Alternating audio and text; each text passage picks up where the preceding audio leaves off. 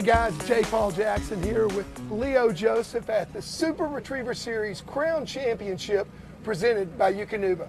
We're here in Natchez, Mississippi, oldest city on the Mississippi River, and it's been a cool place to be this week, and we're about to start the third series. We've made our first cut of the event. We came in here with 55 dogs. We just cut it down to 36. Of course, we've got the top 18 amateurs and the top 18 pros, and we're about to start off this afternoon with our top 18 pros running first.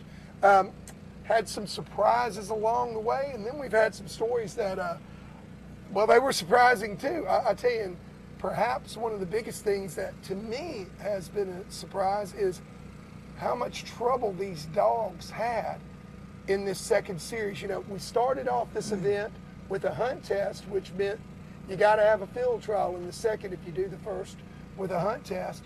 Hunt test went pretty smooth, had scores ranging from 12 to in the 170s, but a whole bunch of people bunched up between 20 and 50 in there. But then we come back for the second series field trial, and you talk about a dog eater. Leo, how many scores did we have under 50? No more than 5. I mean, it was, man, it absolutely ate them up. The cool thing was you got to see a big difference in who picked up 1 mark clean, who picked up 2 marks clean, and only, I believe, 1 dog picked up the whole thing clean. Yeah. And that dog was rewarded for that. You also really only had 1 dog that picked up 2 marks clean and then had a smooth handle on the other bird. Not only were the dogs not able to mark the birds, they couldn't even handle to them. I can't say enough about the bird placement in that second series.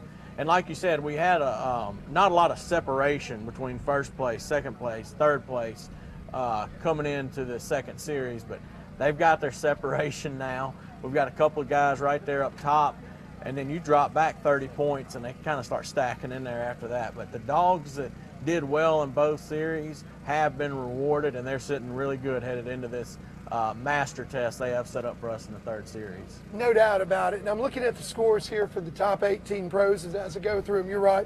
I mean, on the pro division, we've got some serious separation. We've got Luke in here, Luke Kors with Fire. Of course, Luke, 2 years in a row, has been the team of the year with Indy. He's leading the pack right now through 2 series with Fire with 54 points. Then you drop almost 38 points, almost 30 points, 28 points to the number 2 dog, which is also Luke in the pro division at 82, Luke and Goose. 2 more points away, right on Goose's tail, you've got Cash, handled by Charlie, with 84 points.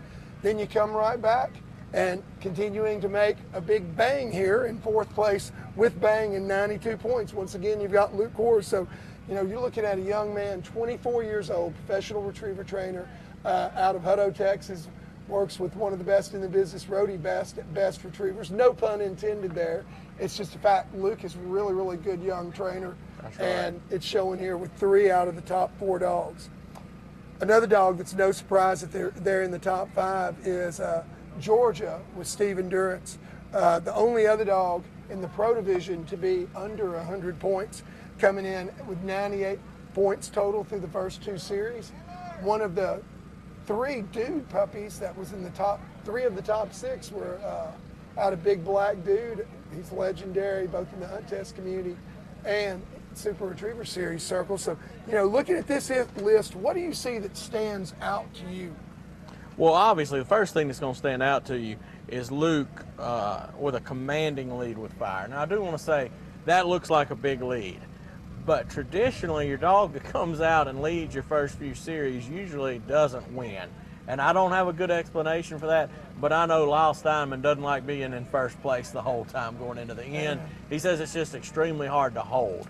Now, I don't have any statistical analysis to back that up. I would agree with him totally. I've actually been there before and never had it work out for me. You know, it's not over. Now, let me tell you, Luke is plenty handler to hold on to that top spot, but don't make any assumptions here.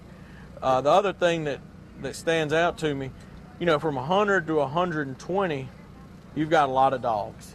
And I believe, honestly, your highest score here is 133, and I don't think anybody's out. I think all these guys are still in, and I believe we're going to have enough tests here that we can see another major shakeup.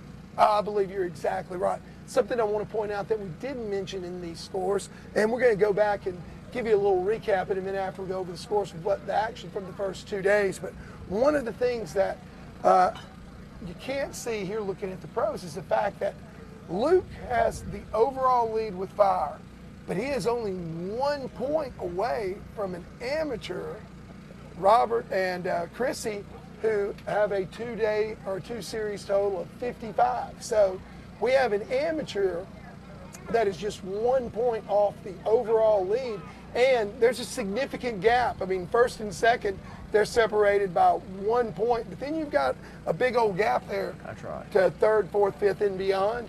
So, you know, anybody's got a chance here. You're looking at, you know, our third place dog here overall, and our second place dog in the pro division. I believe it's third overall. I don't have the amateur scores in front of me, but our third place dog. It is third overall. That's right. Overall is Goose with an 82, and then, you know, going all the way up to the cut to get into the pro division here today was 133.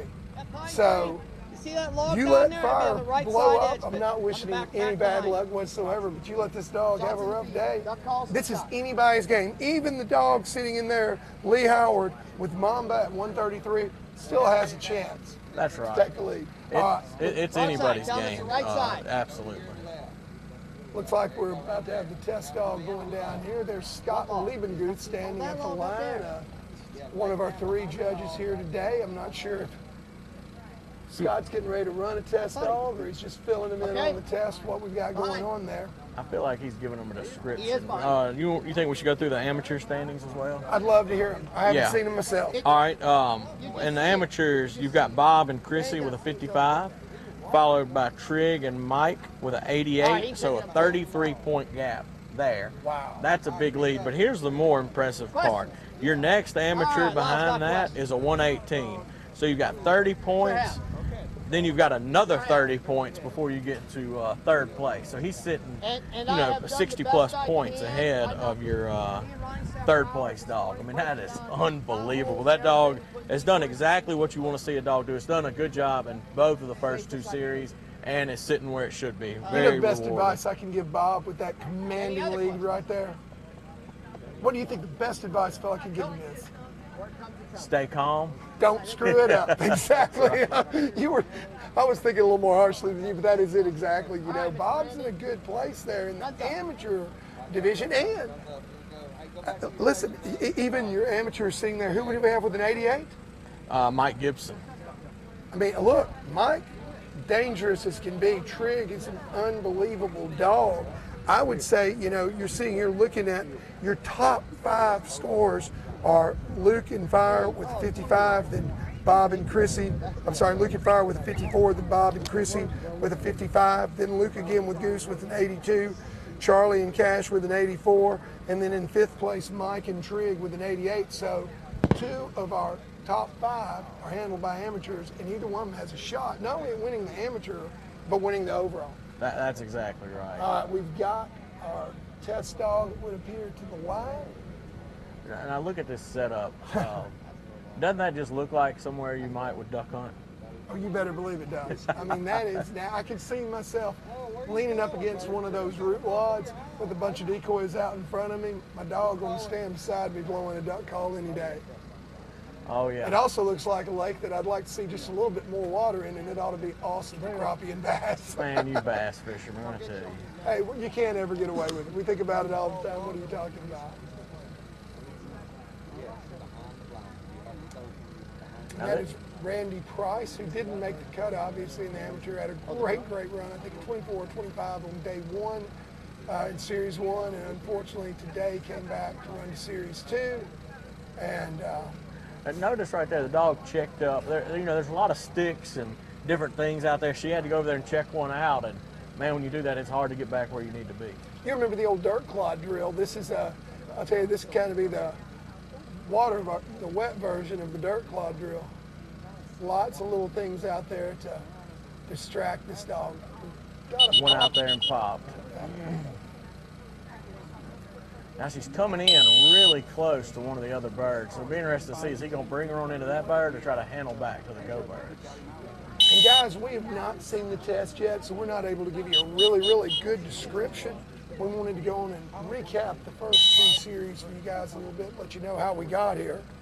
Going to take a look at some other things, looking on the pro side, since we're going to run them first, that really surprised me.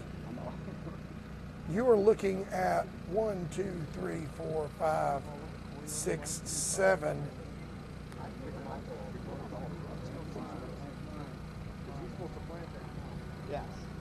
Luke has 4 of the top 7 dogs. To me, that is really impressive, including the pound puppy Peerless, that we'll talk a whole lot more about as we go through this third series with 101. And then you got 6 dogs before you get to Lyle Steinman, which is very, very unusual. And he's sitting in 7th with Pete. Come on, don't pay no attention to these folks. And Bobby Wills, who for the last several Crown Championships has been seriously in the hunt coming into the semifinals, is sitting back with the only dogs he managed to get in the top 18 with, Legend, with a 117. Really, really shocked about that. Bale. Lyle does, however, he brought 8 and he has 4 that have made it here in the top 18. And Luke brought 8 and he has 5 that have made it in the top 18. Our other pros, of course, we mentioned Luke, Charlie, Steven, Lyle, and Bobby. Also, Lee Howard, he's made it to the pros, sitting on a 108 with Shooter. Chuck McCall, Breeze with a 113, and another surprise because he's been in the hunt for the last several rounds. Clark Kennington is sitting in 12th place. I believe the only, no, he did get Wayne in also. 2 dogs here in the top 18. But his best dog through the first 2 series in the pro side was Stroker, also sitting on a 113, just like Breeze with Chuck McCall. So a couple of the guys that we have seen really, really dominating in the Crown over the last couple of years are little plays on down the line. Y'all ain't gonna let them do that while they run the dogs. That's not my thing. That is not my thing. Oh, we're not. Well, I mean, the competition dogs, they don't need to be doing that. I agree 100%. Yeah, he's not good. Yeah. I want to see some support. I'm not going to let you get there. Left time. That's a good place to be. Go to 4 or 5. Look like that's where you want to be. We've been pestered bad by these love bugs. Had to break away from the commentary just a second. Have to laugh at some of the events that happen here. I wish you guys could see what goes on at this table the entire time. And I'll tell you what, Leo, I have had an absolute blast through these first 2.5 days. I'm coming almost to the end of the third. Yeah, I have as well. It's been a good time. And man, you know, this could get boring if you were sitting here with somebody that wasn't interesting, or if you had tests that didn't challenge the dog on every bird. You know what I mean? If you were just talking, oh, he ran out there and picked it up. Oh, he picked it up. Yep, 2 whistle to blind, but that has not been the case. There have been something come up every 2 or 3 dogs that you hadn't seen all day. Yeah. You know what I mean? No doubt about it. And of course, it hadn't been boring too, because I've had you helping me with the great color commentary. And then we've had Gracie, who doesn't say a whole lot, but she's always here to. You hear her saying hi there. I come in away from that later. And I think tomorrow we are going to be joined as our third guest commentator coming in and out and giving you and I a little bit of relief so we can get some of the backstories surrounding what's going on here for everybody. Rhodey Best. Man, I'm looking forward to working with Rhodey. You know, I've seen Rhodey on the Super Retriever Series televised several times in the studio with Tommy Sanders, who I've also had the great pleasure to. One of my mentors, actually, in the broadcast business, I always look at Tommy Sanders and Rhodey.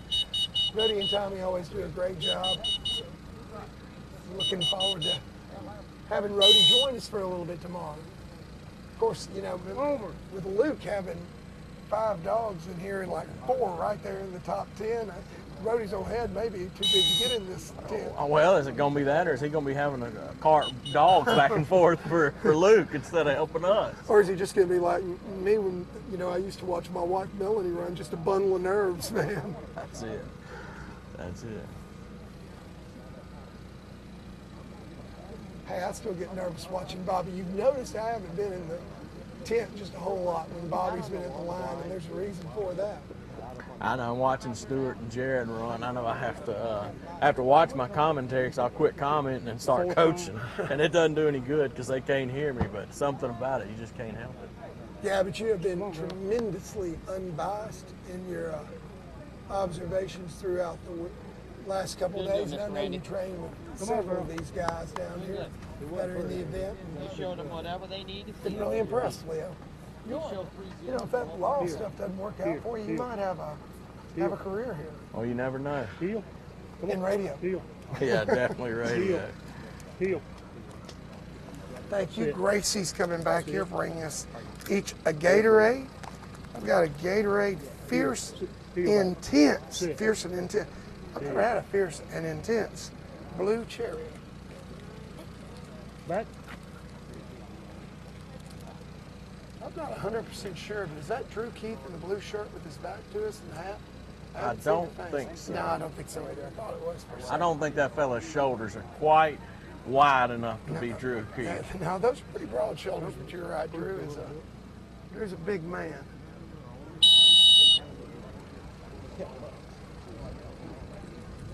Of course, from Honey Break, we do have Jared Moffitt with us here.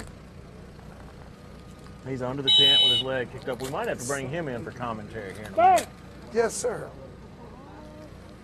Will you share those scores from your phone to mine on the amateurs, please, sir? Whatever it was, she's looking for it. You better watch out, too. It's a good thing we're way down on the number of dogs we got. I'd be trying to talk Gracie into moving to Dyersburg, Tennessee, and working with Melanie every day. This young lady has been a great deal of help.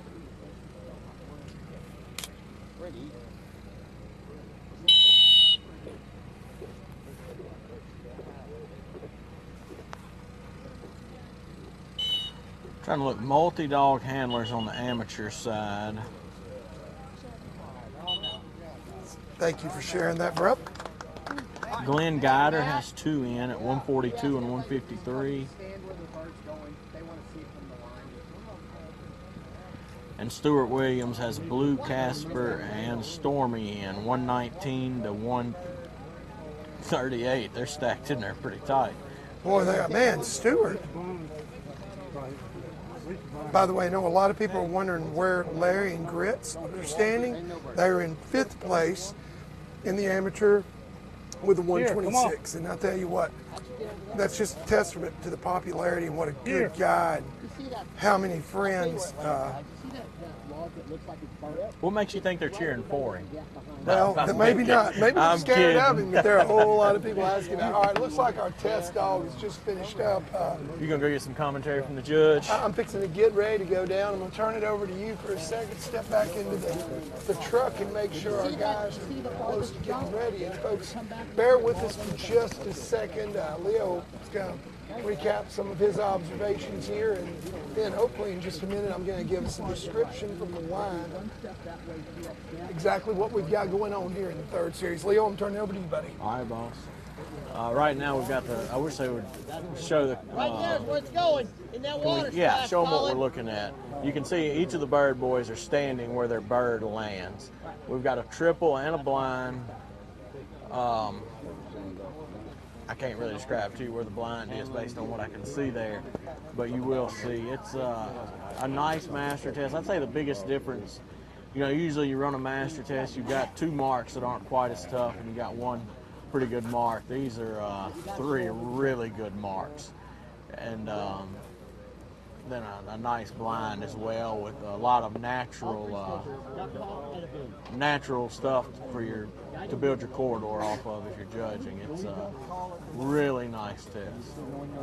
Ronnie Lee's got a lot of experience. All these judges really have a lot of experience running masters, so you got to believe if they're going to set up a master looking test, they know how to do it. Guys, you got shots. How long? No changes. We're ready, right? Let's go. Let's go. Black or demo or tan? He's fixing to block that entrance up there so they can't come through there. Ladies and gentlemen, I'm looking at Jared Moffett over here.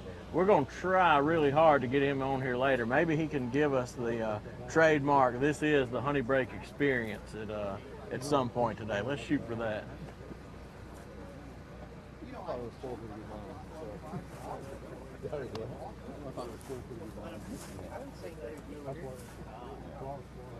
We got the handlers coming back through the 10. Here comes one Robert Kennington.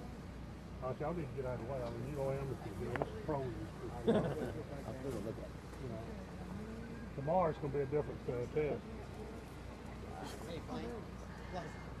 We're now we're pretty much waiting for the analysis from the judge and for the first dog to come to the line. First dog to the line. You're good to walk through, Bobby. Here, I got it. Sorry, Bobby Wills is asking for the running order, and when Mr. Bobby asks for the running order, you get it for him.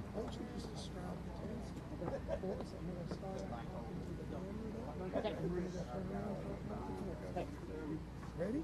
1, 2, 3.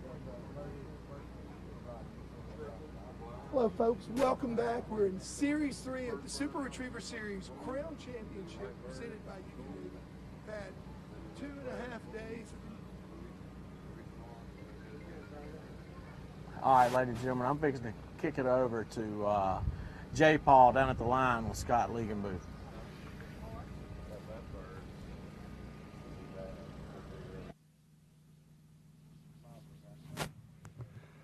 Hello, folks. Welcome back. We're here on the third series of the Super Retriever Series Crown Championship presented by UKNUVA here in Natchez, Mississippi. And we've had 2.5 days of fantastic dog action. Of course, Series 1 was a hunt test, which means that we had to have a field trial in Series 2. First series, we saw scores that ranged from 12 to the 170s, but a whole bunch of scores under 50. And just the opposite was the case in Series 2. Yep.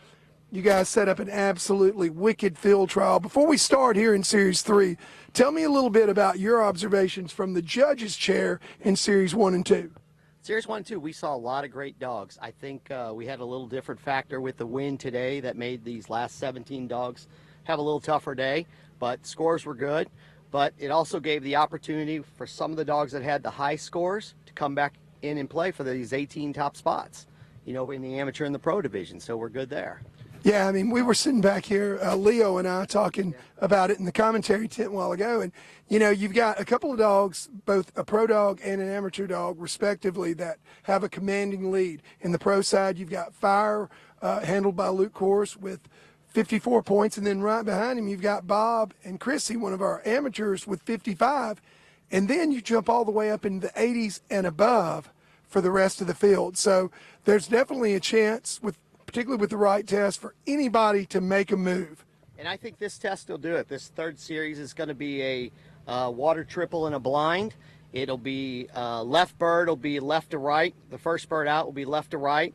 The right bird will be right to left, will be number 2. And the third bird up on the hill will come and splash, and it'll be the go bird. The handlers will shoulder a gun on this test, and they'll probably pick up the go bird first. And when the go bird is picked up, then they'll plant the blind. All right, so walk me through it slowly. Point out exactly where we're talking about. So we'll be over here off the hill. We'll be left to right. Bird will be number 1. Gotcha. The second bird will come down here from this blind along the bank past all these decoys. It'll go right to left and splash bird, hopefully right down there. And then the third bird will come off the hill and splash right down at the beginning in the very back of this pond. Gotcha. And then we finish up with a blind? We finish up with a blind, which will be toward the big tall tree in the back. There is there's a log back there, and the mallard will be sitting right behind the log. Do you have distances on any of these, Scott? I don't. We didn't. I think the longest is about 85, 90 yards. I'm telling you, that long middle bird out there looks a lot longer than 85 or 90 yards to me. 115, 120. Who's counting, right?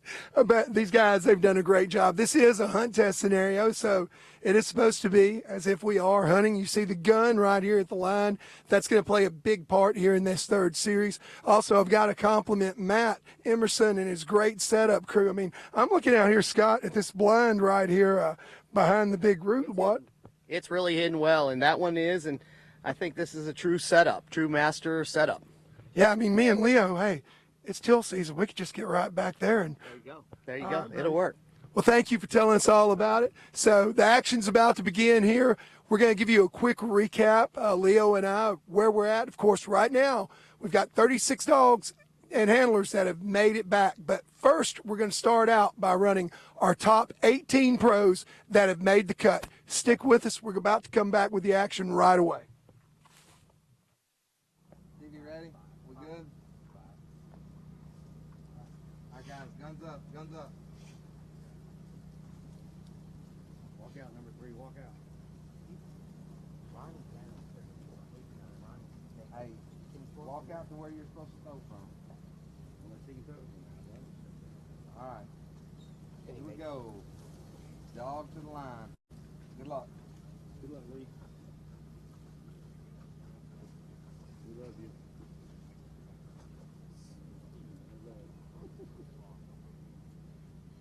Heel.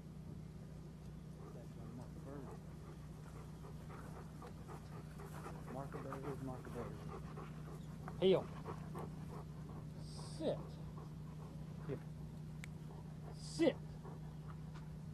Sit.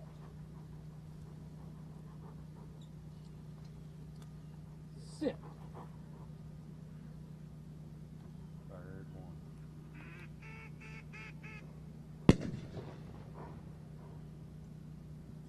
Bird 2.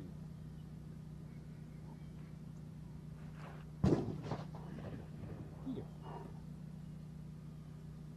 Bird 3.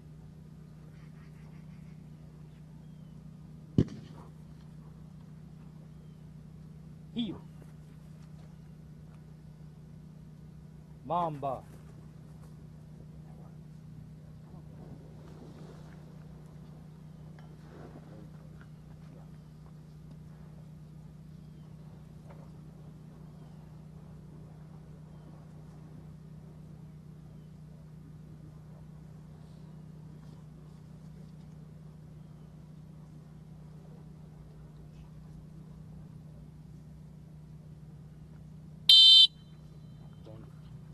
Hang on.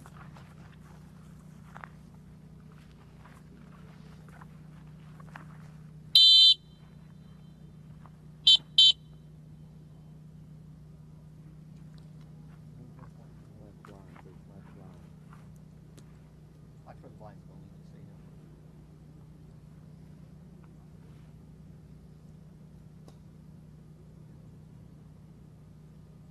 All right, folks, sorry for the delay. Took me a minute to make it back here to the broadcast tent, the commentary tent.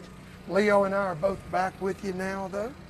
So, Leo, we've got Lee Howard at the line right now. He's coming up here with, I believe that's Mamba. Looks like you got the timer going. You going to give us an idea how long it takes to do this, guys? That's the thought. All right. That was a request of Lily Steinman. Wait, I'm sorry, that's Lyle Steinman. I don't know, Lily sounds pretty good to me.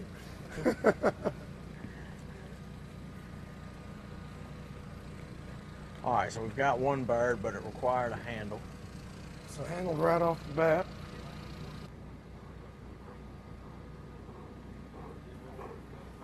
Heel.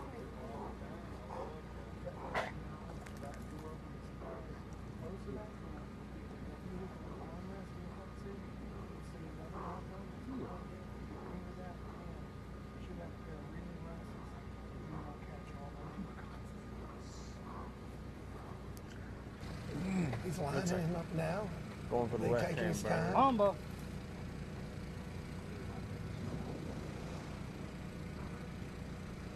It looked like he kind of, I was thinking that was a holding blind. He poked him at.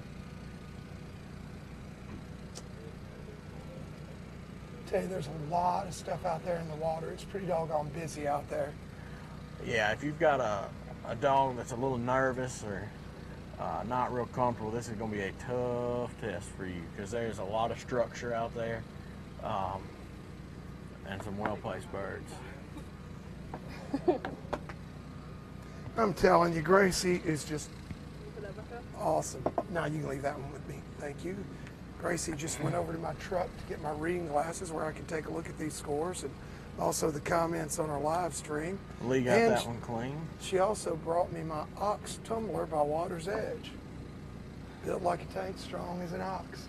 Pay a couple bills there. Giving a shout out to our newest national sponsor, Ox Coolers and Ox Tumblers by Water's Edge.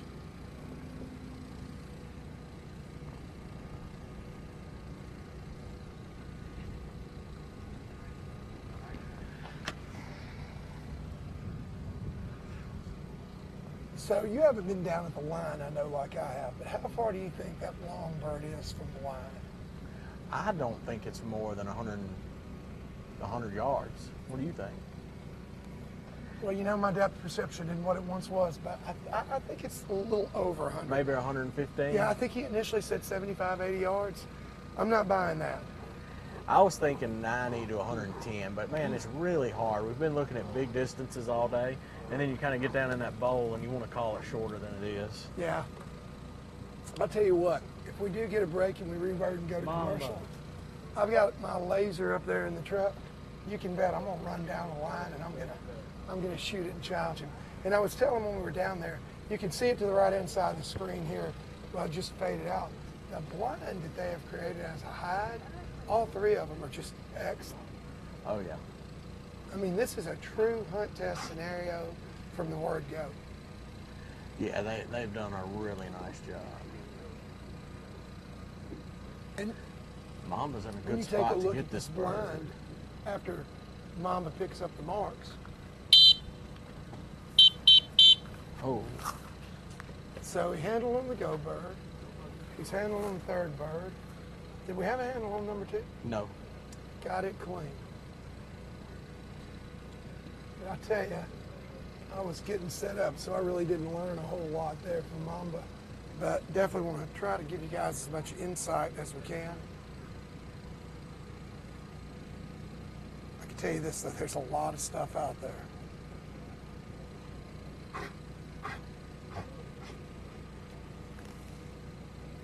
You know, how much of a factor do you think heat and fatigue are beginning to play, if any, with some of these dogs? Well, I mean, they had a big swim this morning, or yesterday, whenever they may have ran that test. So, to some extent, they're definitely going to be a little tired. But, you know, most of these dogs are so physically fit, they're probably used to running 2 setups a day. So the dogs that are from the South and used to the heat, I think they're probably okay. What do you think? Yeah, I think they're okay. I do think, you know, I don't know Mamba, but it seemed like my recollection is in the first series, Mamba had a whole lot more pep to his step. Yes, he did. And I'm wondering if the heat and, you know, fatigue's becoming a factor, because that second series, it was a very, very big series. You know, I was talking with somebody earlier today during the break about that, and they were commenting about, well, you know, in a field trial, you have a huge first set of marks, and then you got a blind, and then you got another big set of marks. I mean, here we've had 3 big sets of marks in a row. Yeah, we have. You know, this is not huge by any means. Our first, and this would be a test that would be right home at the Grand as well. But it's still, you know, you got mud and stuff to run through, just like they had in the second series. You see Mama right there drinking all the way out. Hi.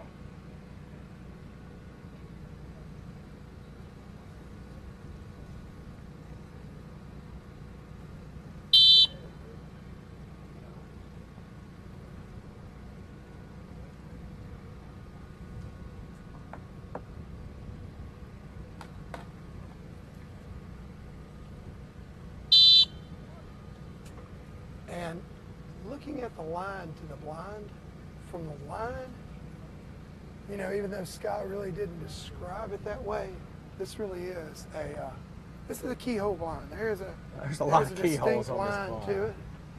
I really wish I'd have covered that a little bit better with Scott, but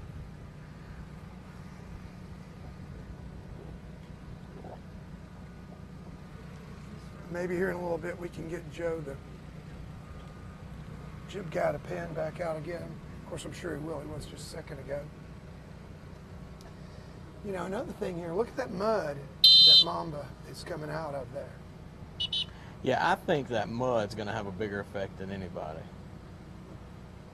There we go. We're hidden right behind the log. And you see the big tree directly behind mamba. There are two trees predominantly in the screen, the one to the right with the vines going down it. From the line, that tree pretty much gives you a target to point the dog at. So the handlers, the log there, it's kind of difficult to see where the actual blind is. But the tree definitely gives them a target. And I tell you, and I think the judges here gave the dogs a little bit of a break as well. Exit by the camera. Because I'm telling you, Leo, if I'd have been the one sitting up that blind, that sucker would have been sitting right at the base of that tree. Yeah. It I would have agree. been snugged up against there. Well, they described it as the log, and I thought it was the big log at the base of the levee. No, it's the log But, that you see in the mud yeah, I midway see through it. there. Yeah, we'll leave him right up there, and I'd have had that sucker all the way back in the shadow at the base of that tree. Wouldn't have added 15 seconds to the test if a dog did it well. Of course, could add significantly more if they don't, but that's my thinking.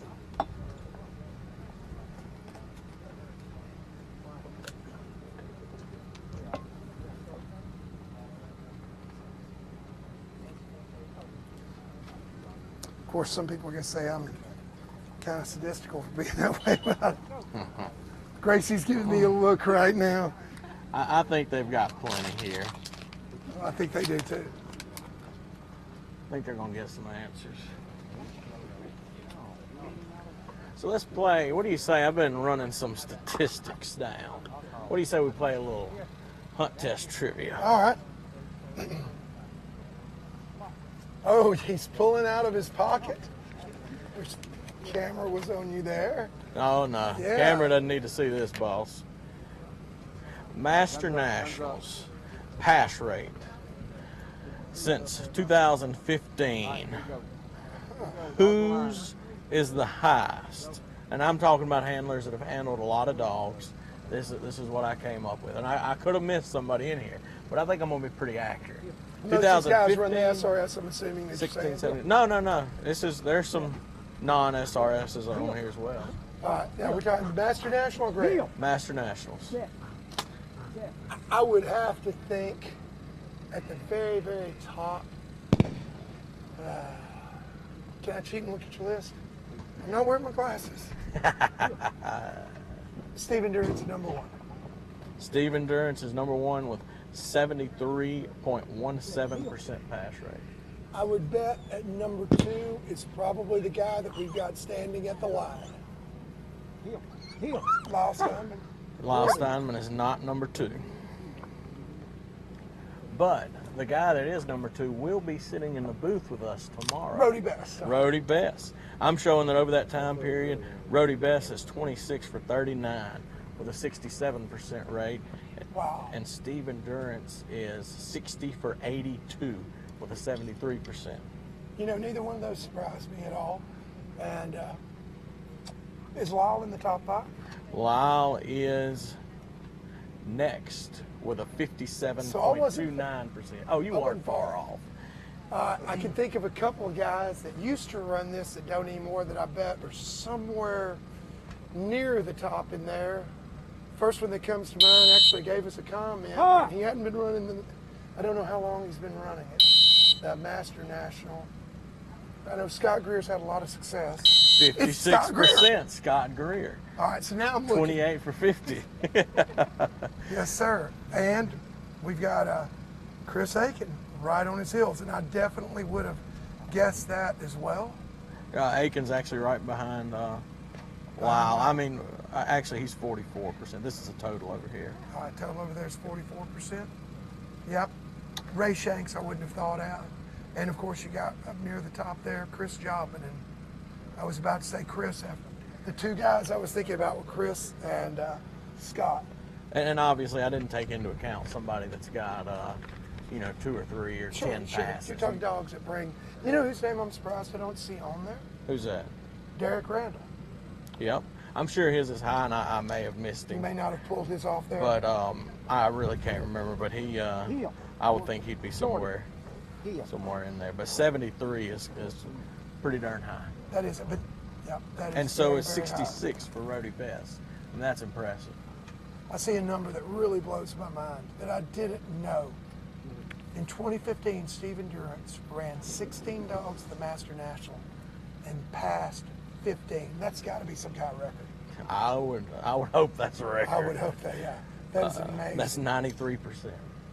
Wow. That is truly an amazing statistic. I bet you can't guess what the other sheet is. The Grand. And folks, I'm not cheating and looking under you. It had to be.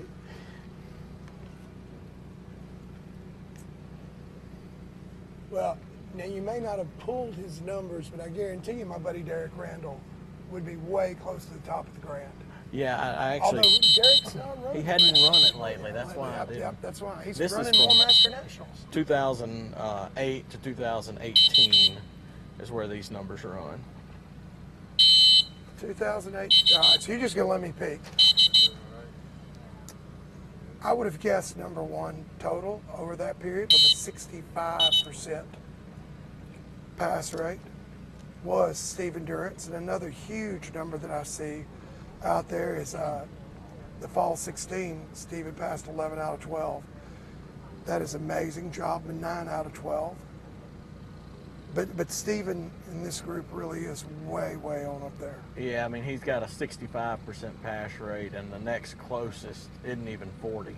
And the next closest actually is Chris Aiken. Yeah. Now No, this Chuck McCall, 39.16. Where's Aiken? Aiken's down 35. Okay, 35. That's right. Chuck McCall is second. Actually, of the guys we're looking at here, Durrance, Jobman, Greer, McCall, and Aiken, Aiken's, and that surprises me. That's right. But 65% in the next one isn't even 40, so that's. Set. Jared wants to see him underdog. Hot. Now I've got requests for the information. I've got a feeling we might have just started something on Facebook. Very, very well may have.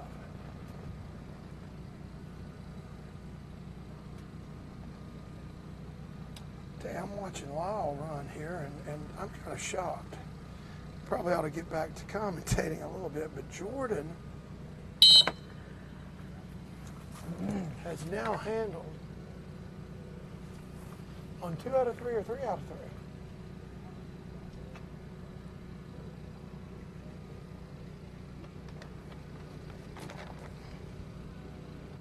This is not the outcome that I would have expected here at all.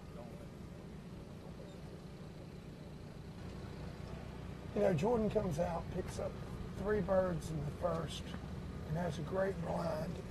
Doesn't have a single whistle on the marks, but throws down on 104 because the judges weren't impressed with the amount of area that Jordan disturbed. Lyle comes back and posts the very best score in the second series of a 24 with Jordan, and Jordan didn't do a bad job to get that 104 in the first. I think Lyle had chosen to handle very quickly. Jordan right now can be in the very, very thick of things, and is certainly not out of it. I agree. But I have to think having 2 definite handle to the areas here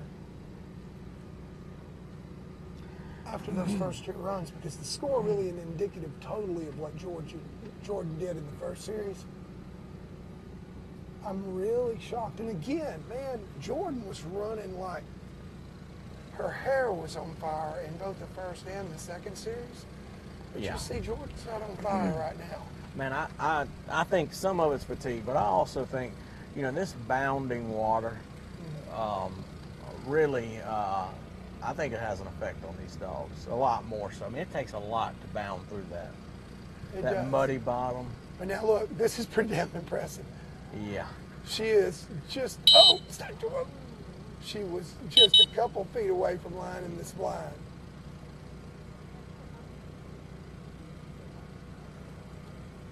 Thank you, guys. That was impressive. And I'm going to tell you something. I've seen this line from the line. It kind of reminds me, I mean, to the dog, it's got to look like they're about to run through a bumper pool table. Yes. You Yes. like that analogy, Gracie? I do. Yeah, for the dog, it's got to look like that. So I'm kind of shocked to see a one whistle, not on Jordan. I mean, this is a great dog, and I think, you know, Leo, we're going to see a whole lot more out of this dog in the future. Oh, yeah. I just heard another generator give up the ghost back there. Looks like we're still rolling, though, so we're good. What is it about Natchez, Mississippi that just...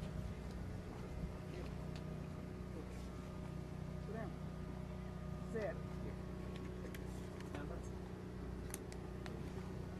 We are not having a lot of luck with it. Wow. Coming off the line, flicking the bird back. Jake Schmidt asked, why is percentages when yesterday it was stated this was top? It's still interesting, Jake, for us to take a look at what some of these guys are doing that are at the top of the game here in the other games. Yeah. You know, that was by no means meant to be a comparison between any of the above. I think it's just interesting to take a look at how some of the guys that are the leaders in the SRS are also very much on top of their game in the other games out there. Yeah, no matter what game you look at, especially in the hunt test world, they're still on top. You know what I mean? They're out there killing it. So, you know, and the other takeaway that I think Leo was trying to bring from that, and I certainly was, and I said it earlier, I'm very surprised to see that Stephen, you know, isn't sitting higher in the standings than he is, because I mean, Stephen has been, you know, the past rate that he's had at the Master National and at the Grands has been pretty good, come dominant above pros. You take all the pros out there that run those sports. I would bet that, I mean, we didn't look at everybody, but I bet if we looked at everybody, you would still see that Stephen's right there on top. But, you know, as good as he is in that game, he's not on top here right now. that's right. If anything, Jake, I think that does show that the SRS is really hard. And it's really hard to prepare for. That's right. Now, I think it's important to note also, as far as total passes, you know, I don't know exactly how many Barry Lyons has, but he still has the most he's a total king. grand I'm passes. sure He's got, I think, 184 or something like that. I mean, it's a really big number. Where is this dog going? Hook and left, man. That's where they go. This is Wayne.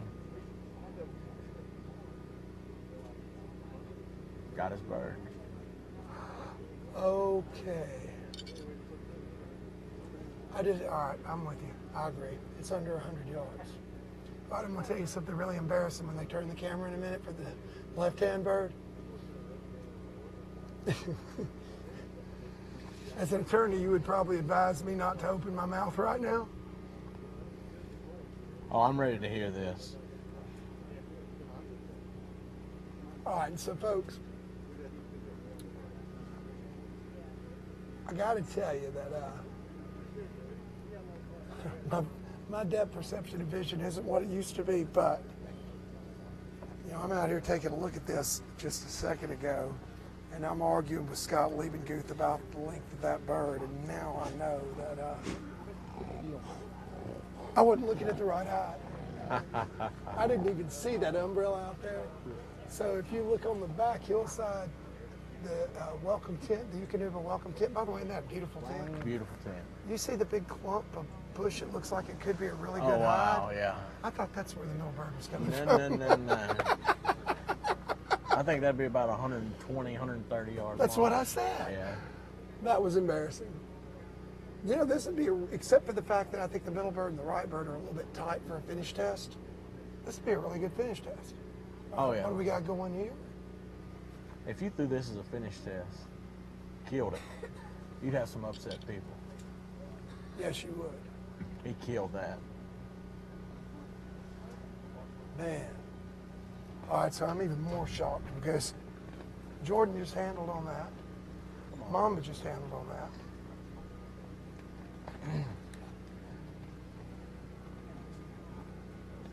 But let me tell you this, if you wanted to just have a straight marking contest, Wayne is not the dog you'd want to call out. Really? Oh man. Yeah, I he tell you, straight Wayne's up looking pretty marked. good through two, but it's just two. And he's got a lot of ground to make up. We've got Let's see, we'll cut to 12 after this. Let's Yes, see where that line is. River and Lau. They're sitting in No, 12. no, I'm sorry. Set. Clark and Stroker, I believe, are sitting at 12. That's right, 113. Yep. So, you know, Wayne's not but 12 points behind that, so he's definitely still in this with a good Well, he can run. make up some ground here. There's no doubt about it. And I'll tell you, now, he may still make up some, but he's got, well, checked up There you go. He's got his bird. and picked it up. This is a pretty extreme angle back throw on this bird, too. Yeah. You'll note you can't see it, folks, but we didn't talk about it, I don't think, in the setup, but the blind is not hot. The blind times just went out and put out the blind. And that's pretty crucial given where it's at. That's an important detail. How many times, though, have you ran a test when your dog got the stick and there wasn't a bird there? Set. More than you'd like to admit, right? Yes, and what's really bad is when you do it back to back to back. Yep. Never had happened 3 in a row. I've had it happen 2 in a row. It may have been 3. Today, that wouldn't bother me as bad as it would have when I was a younger man, but as a younger man, I would have had a conniption if that ever happened. All right, you see the stick up that the dog just passed. The true line actually runs through that between the tall stick up there and the root wad.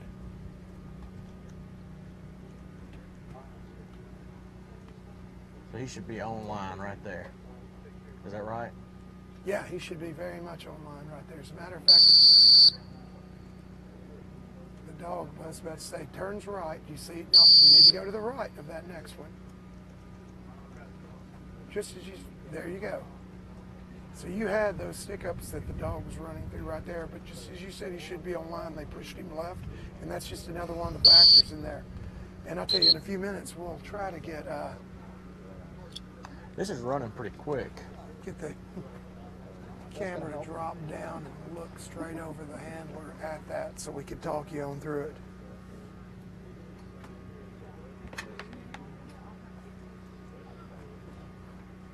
Looking at about 7, 8 minutes a dog. About 8 minutes a dog. Yep. Attaboy, Wayne. Thank you so much, Elaine Mitchell. Come on, Jake. We've got to have something to talk about between dogs. But Jake goes on to say, hey, it's a complete dream to have an amazing animal that can compete in any event. 100% dream for all. I wish I had a dog that could compete. I wish I had a dog that could. And I don't think Jake was being critical at all. He was just asking why we were taking a look at it. And hopefully he understood our explanation. And Jake, we tremendously appreciate your comments and you checking us out here today. All right, guns up, guys. Guns up.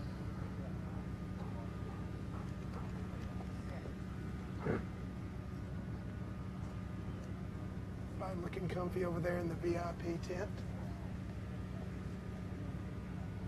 Canoe's set up for everyone in the gallery area. Go, walk the line.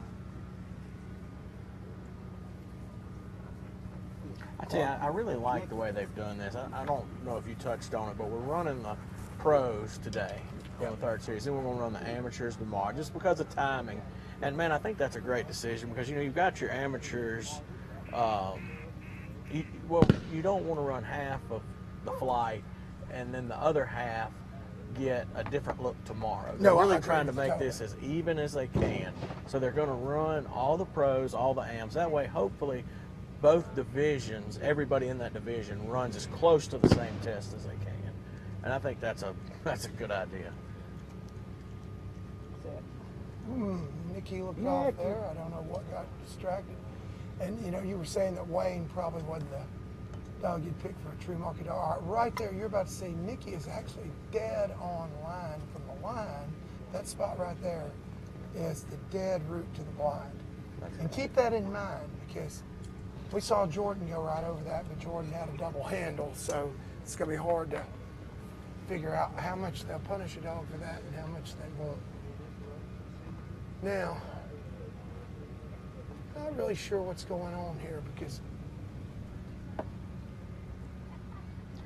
You know, she looked off, so she could be going for the right-hand bird. Well, she's running a heck of a blind. I mean, I'm dead serious. If that dog continues straight, that dog is going to be. Nikki just showed you the exact line to the blind. That's amazing.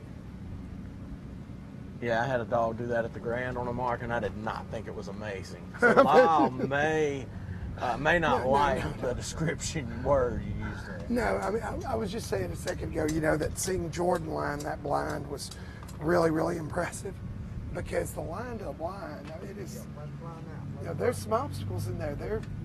They chose this wisely. And I want to clarify, when I said you wouldn't want to pick Wayne in a marking contest, he's not the one you'd want to go against in a marking contest. I mean, he knows where they are. I want to clarify that. I wasn't saying he couldn't mark. Thank you, Jake Smith. That was a very kind comment.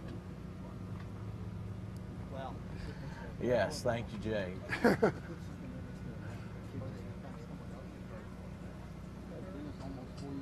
All right, explain to me something. The blind planter just went out and planted the blind after Lyle picked up the middle bird.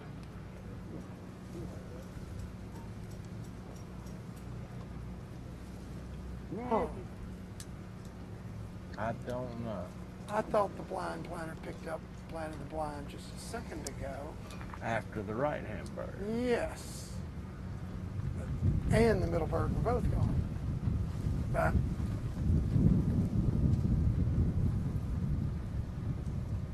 don't know that it matters at all. And I'll tell you the other thing, guys, look at this water. The wind is blowing out, out, out. But it's also a really, really strong crosswind going to this left-hand mark.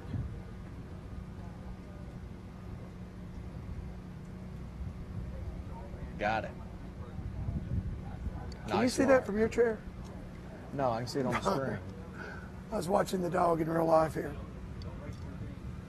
How? So we've been talking about who made it.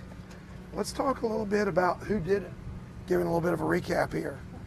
One of the things that I noticed here on the professional side, I can't think off the top of my head of a single pro that doesn't have a dog here that came into it with at least multiple dogs. Can you? Oh, you know, Charlie Hume, he's still in, but I don't think he came with one dog, and he's still playing. In third place. He's only Yeah. playing. He's in a good place to be.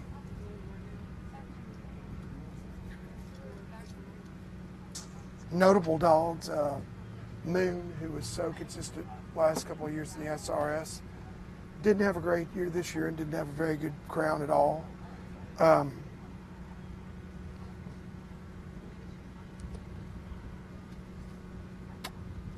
You know, I'm looking at these dogs and I'm not seeing any huge surprises.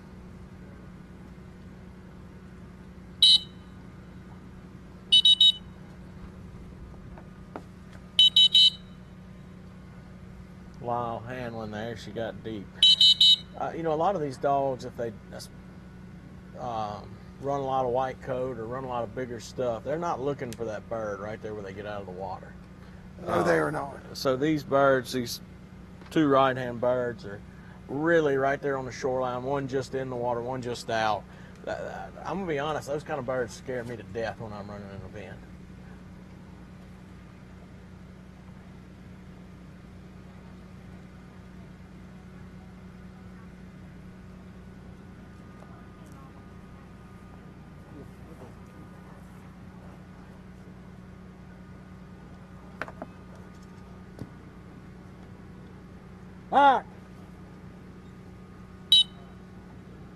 Wesley Ham, where do you find a running order? That is a really good question. That a lot of people ask where they could find the stores also. Scores also. Wesley, go to the superretrieverseries.com website and click on the events tag, and you can find scores, running order, all kinds of other neat information there. You know, remember, guys, I was just talking to a buddy about, you know, why don't you put them on Facebook? We haven't put them on Facebook for quite some time now. We got a pop there. Oh man. And popped dead on line. Those little sticks are almost dead on line to that bird. That was a great cast there. Another pop. We didn't expect to see Nikki popping like that either. Bam. Got to hit that whistle. Great place to be though. Oh, with the wind and I cannot believe it. Wow. And now he's getting refused. I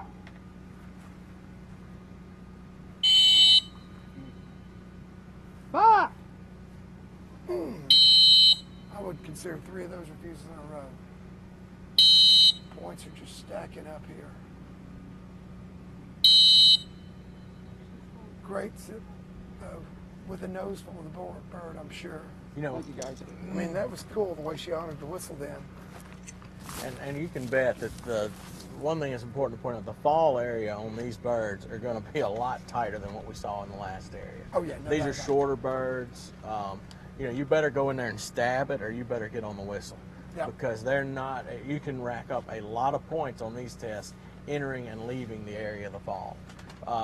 You know, you come up on this right-hand bird, you've got to think if you get up there to that stick on that heel, you're getting 5 points. Amen. Every time you get there, and it could be smaller than that. Yeah, I'm sure the judges have in their mind. They've got boundaries out there. We really don't know where they are. I know that, you know, these handlers are really, really intently watching to try to figure out, okay, what are these guys looking for? Where is it safe to be? Where is it not? All right, we've got the camera back. I love the shot from the jib there.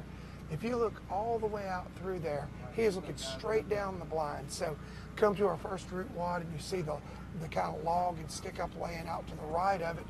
And just right up beside the true line goes right in on tight on that root wad. And then that next log that's sticking up out of the water, it's actually about a foot to the left to it. The same thing behind the log, directly behind it, there's another stump and root wad. It's the true line is just to the left of it. And then that last big root wad, it's just to the right of it. So very, very clear and distinct path. It does go over a stick up there. Thank you to the guys in the truck for letting us all take a look at that. As we got Luke coming to the line here. He is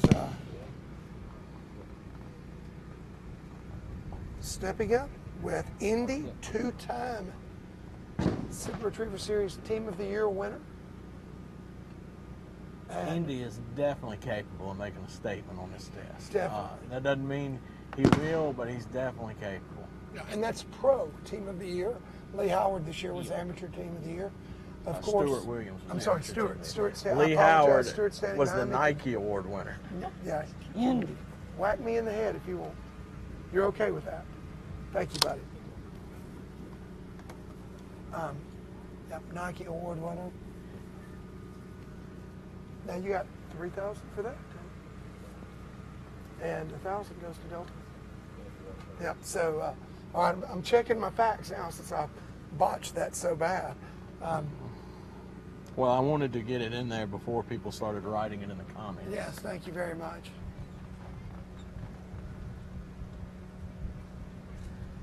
Good thing that blind isn't hot. All right, so now what you were just talking about, there are definitely parameters where they want that dog to stay within. I've got to believe he's outside of those parameters. Yeah, I think you're getting dinged pretty good if you get behind that log on the go bird. Of course, that area of the fall is going to be tighter and tighter. And it's important to get point wider out. and wider, with the memory birds. Important to point out too. Now that he's handled, if they didn't consider him in the area, he's got the points he accumulated hunting, plus the points for the handle. That's right. So. And you see where he's picking up that bird? It's right there between the two stumps. Yes. It's I couldn't tell you how many yards. It's 20 yards, at least maybe 30, to the log that the blind is planted behind. Oh, yeah. So you gotta assume. I mean, that mark, that middle mark, probably in the 100-yard area at the most.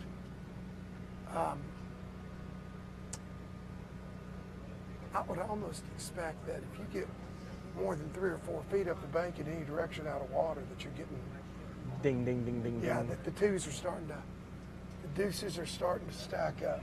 But you got to look here too. You know, Luke is going to learn from whatever they do. If he comes off the line and they mark him a good score for that, then he's gonna he'll know that for the rest of his dogs.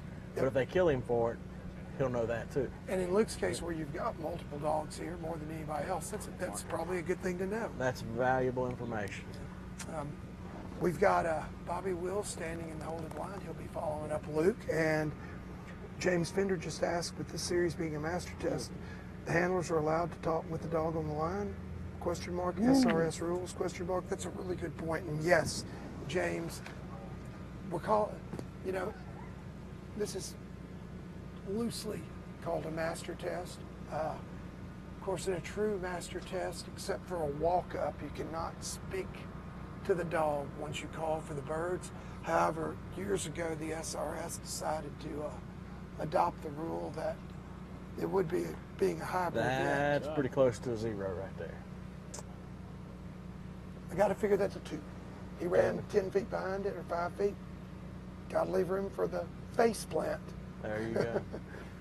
But it's pretty close. That's either On the a 0 or screen, a 2. it looked like he did. We'll go straight to it. He I popped couldn't up see in it view and there. came I back got you. a couple feet from here. I'm standing up, guys, and Leo's sitting down.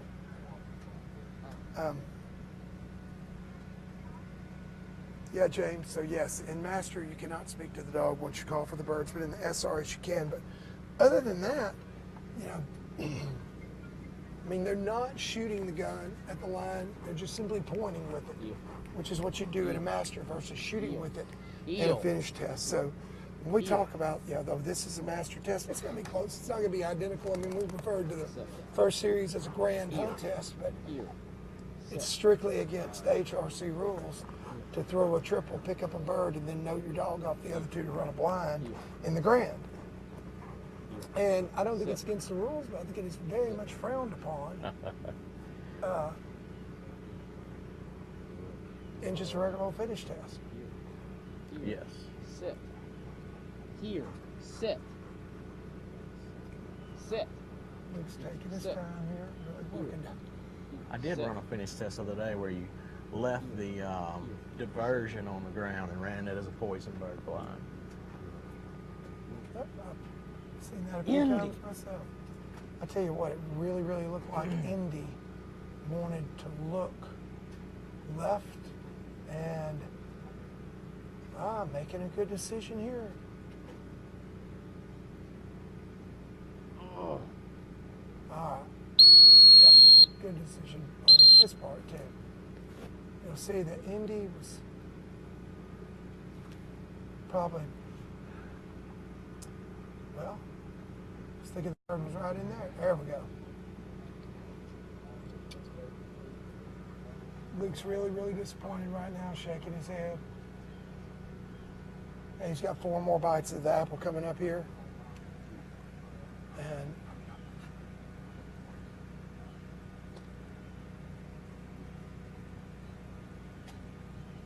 I had a really good left-hand bird.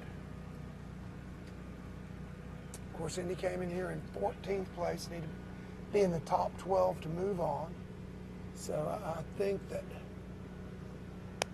Luke is feeling pretty strongly like, just by his body English and the look on his face, that Indy is not going to make the cut. I'm not so sure. All he's got to do is have 2 dogs below Indy just really, really blow up. That's right. But it needs to be 2 probably in the first 6, because after you get down there, there's a little bit of room, a lot more margin for error. That's right. James Fortner, you're very, very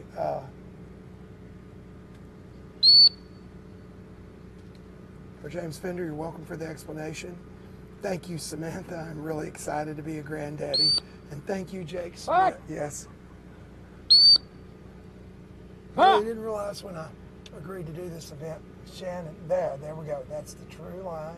I think that that was a really, really good decision on Luke's part. You know, he may only be 24, but he's got enough experience to know there are certain things these judges are looking for. And I believe it can't hurt you to cross that. Yeah, I've got to think that there's some points associated with that. Yeah, I would too.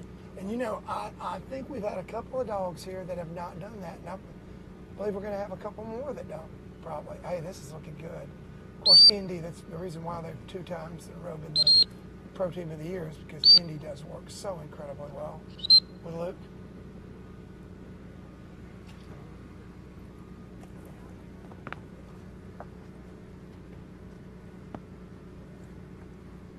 Yeah, Jake, I'm hoping I have a future handler there in Max. I really, really do.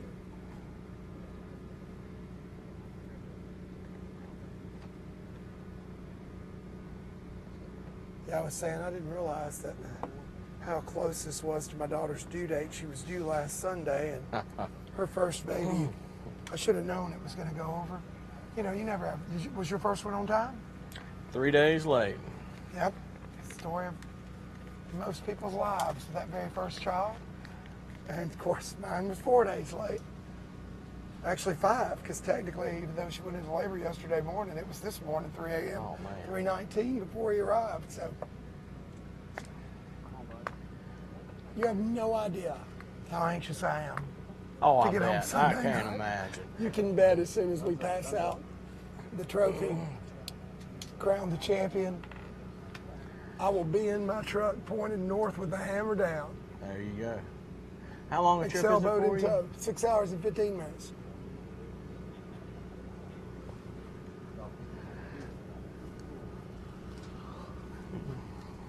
Tomorrow, the next day, we're going to see that Excel boat. Coming to the line here, we've got Bobby Wills and Legend.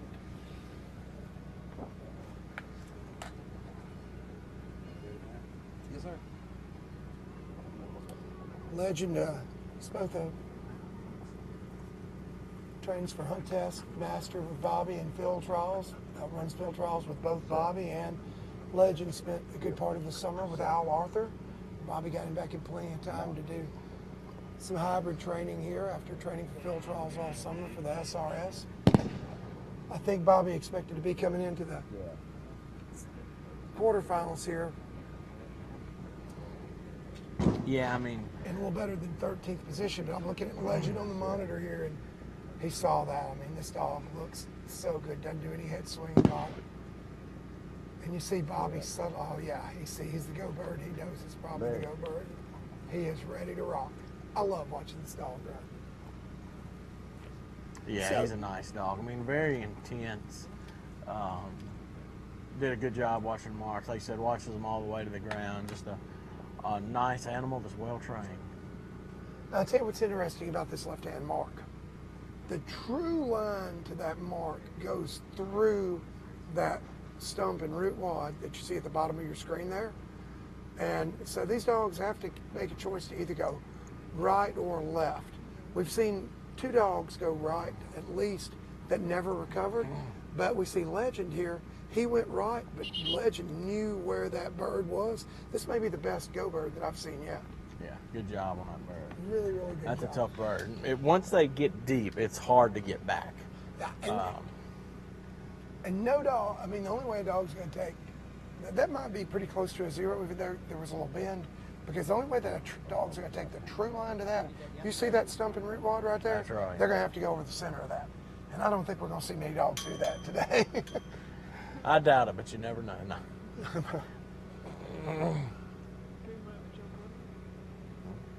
Well, by golly, if we do, I'll buy your breakfast and bring it in the morning. All right. That's a promise. I can eat a lot. I wasn't going to touch that. It's going to leave that alone.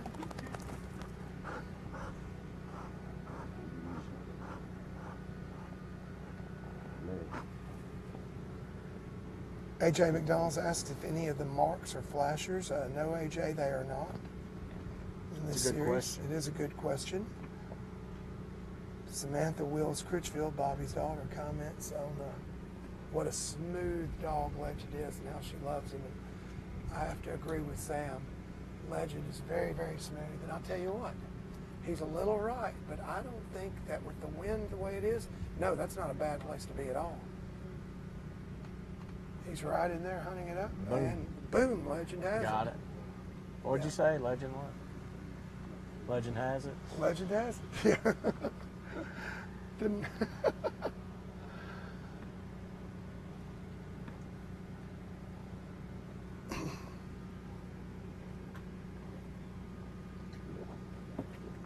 Tell you what, Bobby only needs to move up one spot to make it into the semifinals. If he can And get this is his make or break, because I guarantee you, it would absolutely blow my mind for Legend to blow this blind.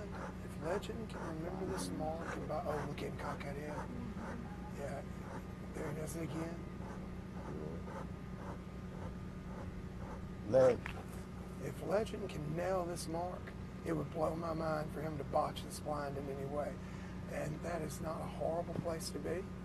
You know, you got to expect, particularly with these field trial dogs, they're not going to want to get too much to the land, and so most of them are going to push just like Legend did to left. Oh, Legend. come on, go in Come there. on, turn Look in at here, Bobby baby. giving him some English. Yes, sir, Bobby's giving him some body English. Legend's turning around, checking up. Boom! Boom! Those are the That best marks we have Was seen a yet. good set of marks. Yes, sir. Little That, bias going to come out here, but That was a good set of marks. There's nothing biased about saying that. No, there wasn't. That dog went in there and did it. That man, I like it for Mr. Bobby too. I mean, he's been playing the game a long time. Something y'all may not know about Mr. Bobby: if you've never won an event, he pulls for you. Oh gosh. You know, he'll pull for you all the way through. But once you win one, he no longer pulls for you. So I laugh. Lee Howard tells a story. So they were somewhere, and Lee was sitting in second, and Bobby was in the top 6 too. And Bobby said, "Lee, I want you to know I'm really pulling for you. I pull for you guys that hadn't won one." He said, "Bobby, I won one last year." He said, "Well, I hope I beat you. I hope you don't win." All right, here, let's. Ooh, yep, Bobby sees it. That's not the line. Yeah, there we go, Bobby. He isn't going to let him miss that by much either. And another thing, we're talking about how good these marks are. You know, comparing it to the field trial series earlier, you don't see the amount of difference in these runs to just a casual eye if you're not really looking at them critically. No, you do not. But I can assure you, when the scores come out, you're going to go, "Oh, wait, what?" I would think that they're judging the line to this blind very hard. Oh, and I think that's why you see Bobby attacking it very hard as well. He is not. He's sitting in such a great place to be. He is not going to let a blind hurt him here. I need one more whistle.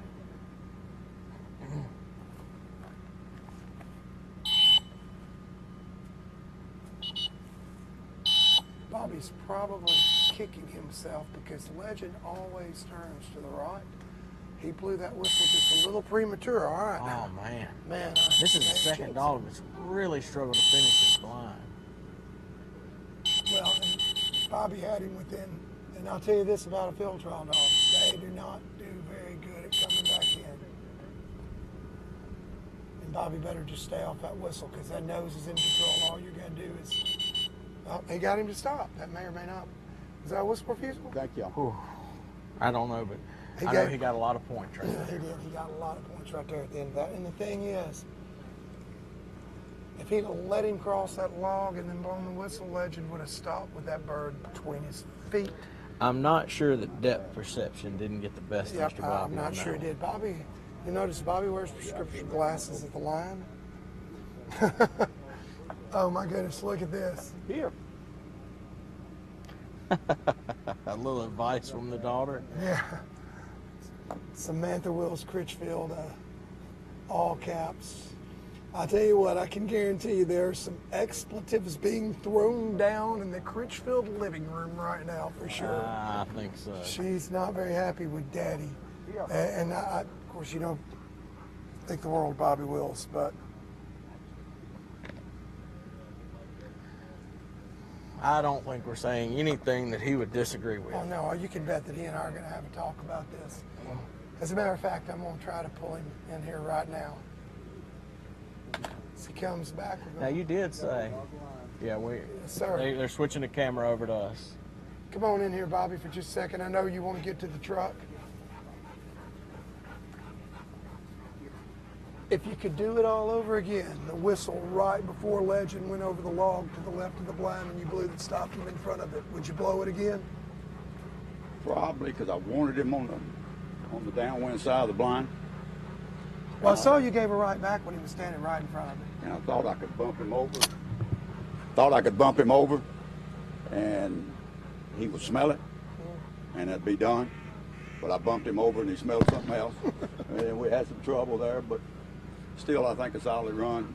Didn't hound on nothing. I don't know how bad they're going to get me on the blind, but No, you killed the marks. You had the best marks by far. Everybody's commenting that on the live stream. I will tell you this. I wouldn't call Sam right now, and if she calls, I wouldn't answer. She's not too happy with the last part of that blind. But I just wanted to bump it over and get him on the downwind side, but that's the way it goes sometimes. But hopefully it'll still get me in the 12. You don't look too torn up about it. You No. feel like you got a really good shot to make the 12, don't you? I think I could. I think I Only did all one's right. got I a could have really- killed it, but hopefully we'll get in the 12. Yeah, hopefully so, buddy. Thank you for stopping by, Bobby. Here's Stroker and Clark Kennington. Stroker's been the second place finisher the last 2 years, and he got a really good lie on this bird. Belly up. I don't think there's such thing as belly up with an ATB, but it is in a good spot to see it. And he's in a good spot to smell it.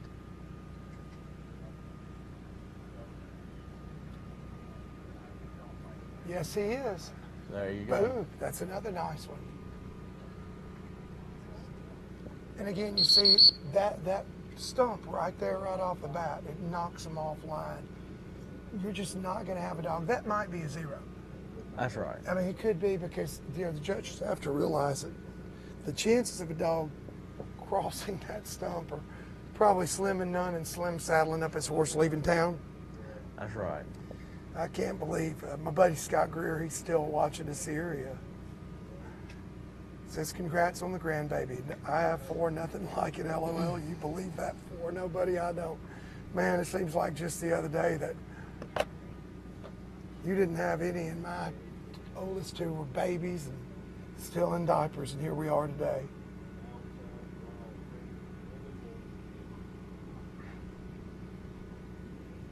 And Sam, I got to tell you, your daddy's still one of my heroes too. And you just saw why in that interview. That's right. Just, wasn't what he wanted. He just took it all in stride. He knows he's going to play and be in contention another day.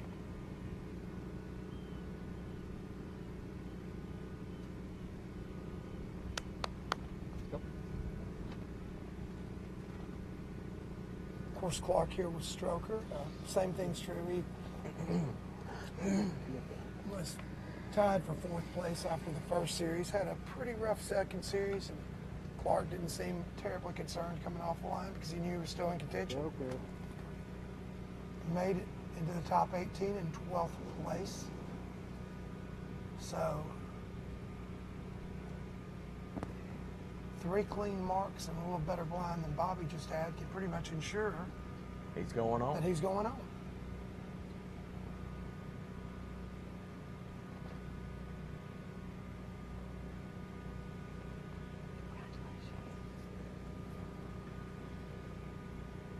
Stroker coming out again, a little to the right, which is not a bad place to be with the wind the way it is, but Stroker, nope, he winded it. That is a great place to come out. Yeah, I think it we're gonna is. see. I'd be interested if we see. I know the very first dog that ran came out to the left and never recovered. I believe Jordan came out to the left and never recovered and That's lost out a right. handle. So, one thing we've established for sure early on here is that on the left-hand bird, you want to exit on a path that's going to take you just on the downwind side of it. Those dogs that have come out on the downwind side, although both, to me, Stroker and Legend both indicated that they knew where they were going before they winded it. They had a good mark on it. But the dogs that have come out to the left, they've just blown right on through. Got our Judge Blaine Tarnecki standing up down there. Not sure what Blaine's looking at. Hadn't heard any scores either. I haven't heard any scores as well. Maybe we can try to. We don't have any scores. All right, there you go. Now we know why we haven't heard it. We got Miss Stephanie Steinman just shaking her head saying no. Queen of the scores.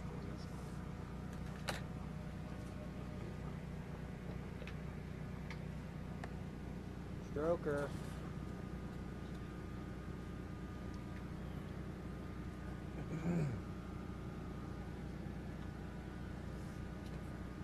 Again, this is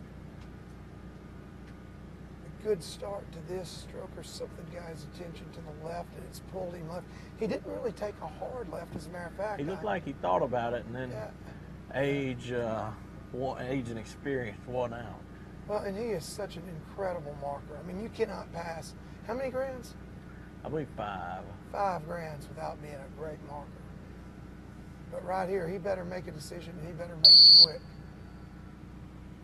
And I was talking about both Stroker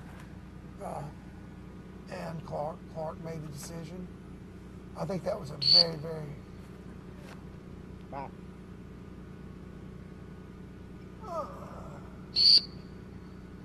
I'm not sure Clark realizes exactly where the bird was. I don't think so, because that was He not gave him the a right left back, button. and the bird was to his right. I mean, he was on the bird. Oh, no, he stepped on it almost. So, Clark, sorry, give Clark the benefit of the doubt there. How did Stroker not? Did he mash it down in the mud? I'd like to see the replay on it.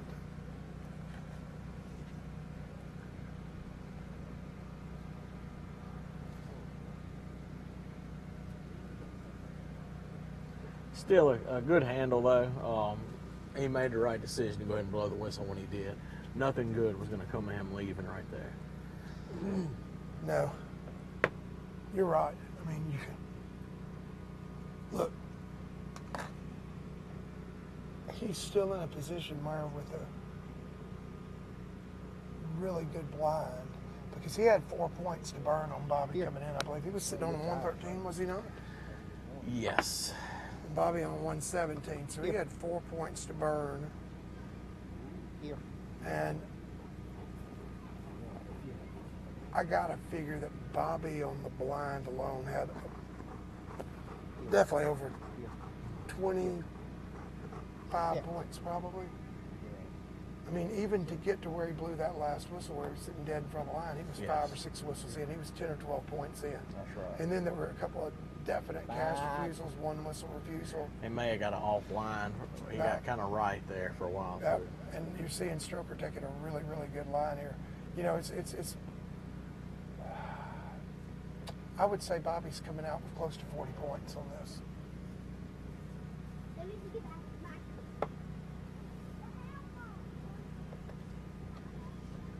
See, folks, if we can't get us some scores here in just a moment.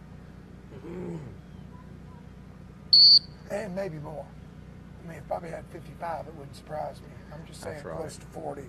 You know, we don't know what everything that they're looking at yet because we haven't seen any scores. Ah! There's a pop. But that's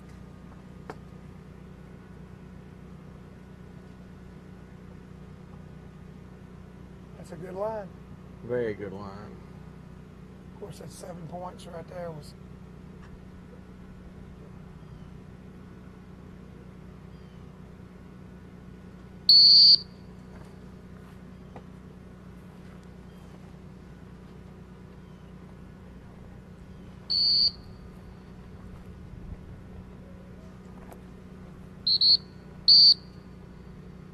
I'd say we got a cast refusal possibly then, maybe. Maybe Yeah, not. this blind's really hard to finish. I tell you, it doesn't look like it'd be hard to finish, but it It is. certainly is. So we had 4 or 5 whistles in there. We had a pop, which is another 5 points, and then we had probably a cast refusal. So we're looking at probably 20 on the blind and maybe as much as 20 on the marks. Yeah, definitely 20 Definitely on the so. marks. It's good. He had 4 to give up. It's going to be right depend on how harshly they beat up on Bobby at the end of that blind. That's right. And, you know, where their offline points are. That's Yep, what you and don't where their know. offline They points may have got Bobby for a poor initial line. Definitely. Just how hard did they hit him? I think Stroker held on there. I think he did too. I think he did too. I agree with you, Charlie. I think he did too. They want to stand watching. Hey, what's going on? Yep, I definitely would agree with that. I think it could go either way, though. You couldn't really. Yeah, I mean, I'm not going to say I'd be surprised if Bobby jumped him, but I suspect Clark held on. Tied with Clark there for actually 11th place. All right, here I've got us some scores, folks. So, listen to this. What dog number is Stroker? Go, dog the line. 43. 43 had a 45. 54, which is Bobby, had a 45. Wow. Yep. So you take away one cash refusal from Bobby, and he's in. Yep, and he's in. He is locked in. Wow. And then, what was our running order here? Well, we may have had dog 52 had a 22. That could shake things up a bit. It could. What did he come in here with? I'll tell you, you leave up the scores. And You- I'll, okay, All right, I'll or leave vice them. versa. You've already pulled them down. You go back to the, You may go to the running order. running order. All right. I think that's going to be. Is that the third dog from the top? That's actually Wayne and Clark are going to have a total of 147. And that 113. Plus 45 is going to, It's going to be a 158. so So Wayne Wayne is in. has jumped back into this thing. Wayne is definitely in, and Stroker. Well, we got to see. I mean, you can't say he's out, but he could. No, be. he's in. I mean, Yeah. you got 11 dogs. This one, 10 more to go. Stroker came in 10th place, did he not? Or I was thought he came tied? in and Yeah. tied for 11 Tied for 11. and for 12. So you got to see what this dog's going to do. Because he was sitting 12th, and now somebody jumped him. That's true.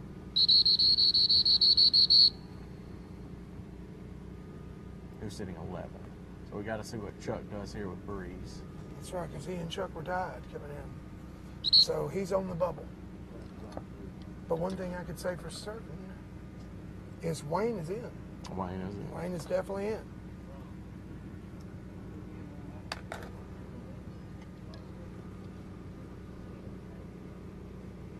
And it looks like Breeze may be limping.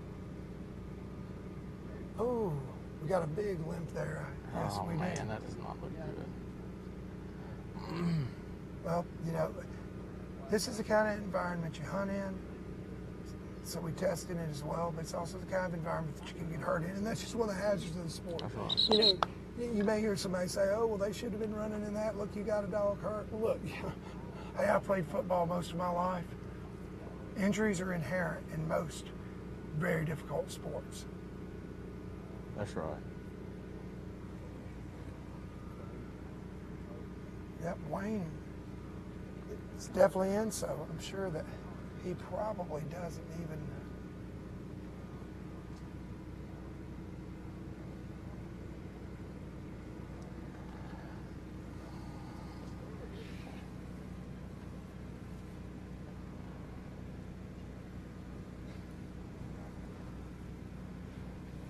Know it right now. Maybe Clark does realize it, that even though Stroker's in the on the bubble, he's got Wayne in.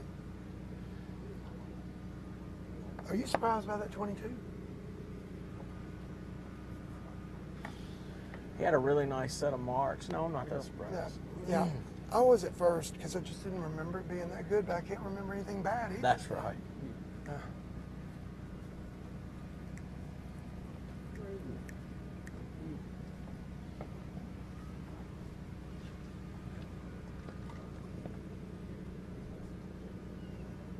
Breeze.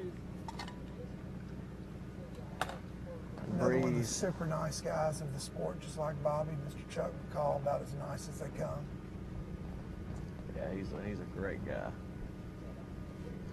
I had the pleasure several years ago of going down and training with he and his father and a couple other folks for a grand, and I'll tell you what, it was just a pleasure.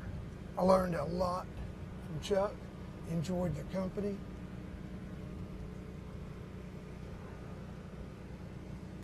Yeah, he's class act. And Breeze came up and just like, she knew exactly where that bird was. There's your zero. Yeah. Yeah, there's your zero on that mark. Now she had trouble on the first one, so if he's going to stay in this, she's going to have to do a really good job on this next mark. Yeah. What do you figure on the first one? 20? I didn't Yeah. count the whistles, but yeah.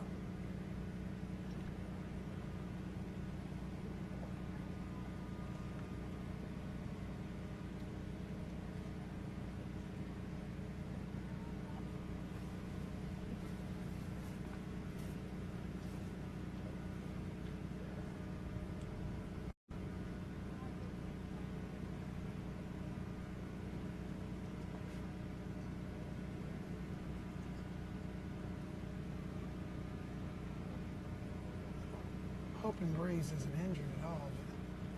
But Breeze is not setting the world on fire coming back. See, that was a distinctive limp. There you go again. Yeah. A distinctive limp there.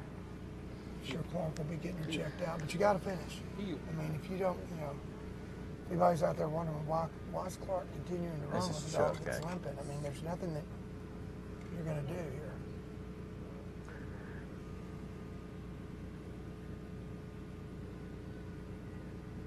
Breeze.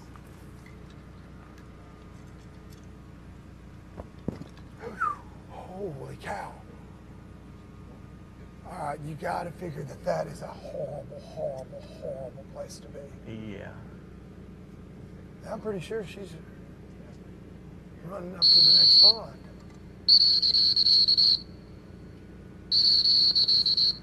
All right. I know that, not trying to be too harsh on my buddy Chuck here, but I know that Chuck had to know he needed something good, but he still had wiggle room coming in this tide for 11th. And you got to think that Breeze was way out of the area.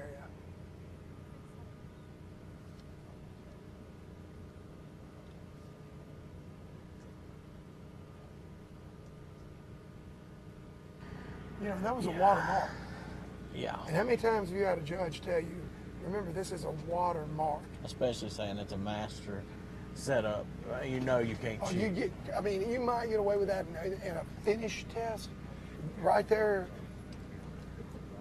the offlines, I mean, and it's a hunt test. And hunt test changes the way they, judge as well. In a field trial, you might not have even got beat up as bad if the dog came in and picked it up. And the first mark may have been worse than we thought. He may not have had the wiggle room. Maybe he just felt like he didn't there. But I have a feeling that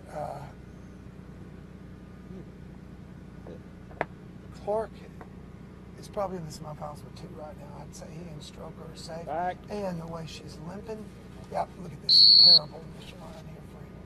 She's running hard, 2. That's got to be at least 5 and probably 10 points right there. Still way offline. 3 and bad offline.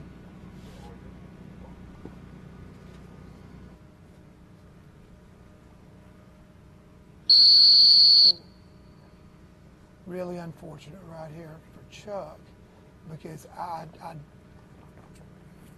don't think this is going to do it. That was a great whistle on the downwind side. That is going to pick it up.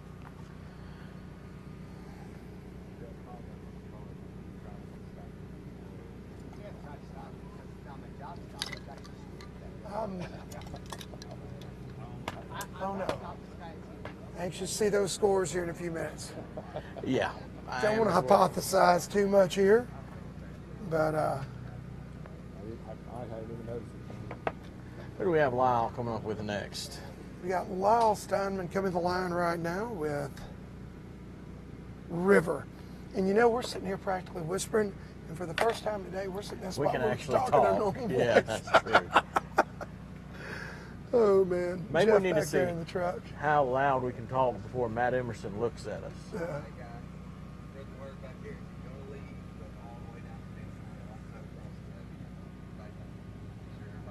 What are you saying? No lead, go all the way down the fence line, not a road down there, go around on the left. Michelle. Get some instruction about our egress. You like that word? I do. Our egress from this place here in just a few Even minutes. used it correctly, I tell you.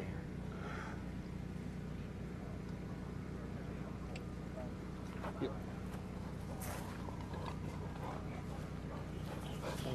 Samantha Wills tells us good night. Says thank you guys so much. That she's really enjoyed this a great deal. She's out for the rest of the day. I imagine those little boys have got her going on. That's right. And now we're acting like these dogs are out, But we don't know who's but out. we don't know really Yeah, because we have had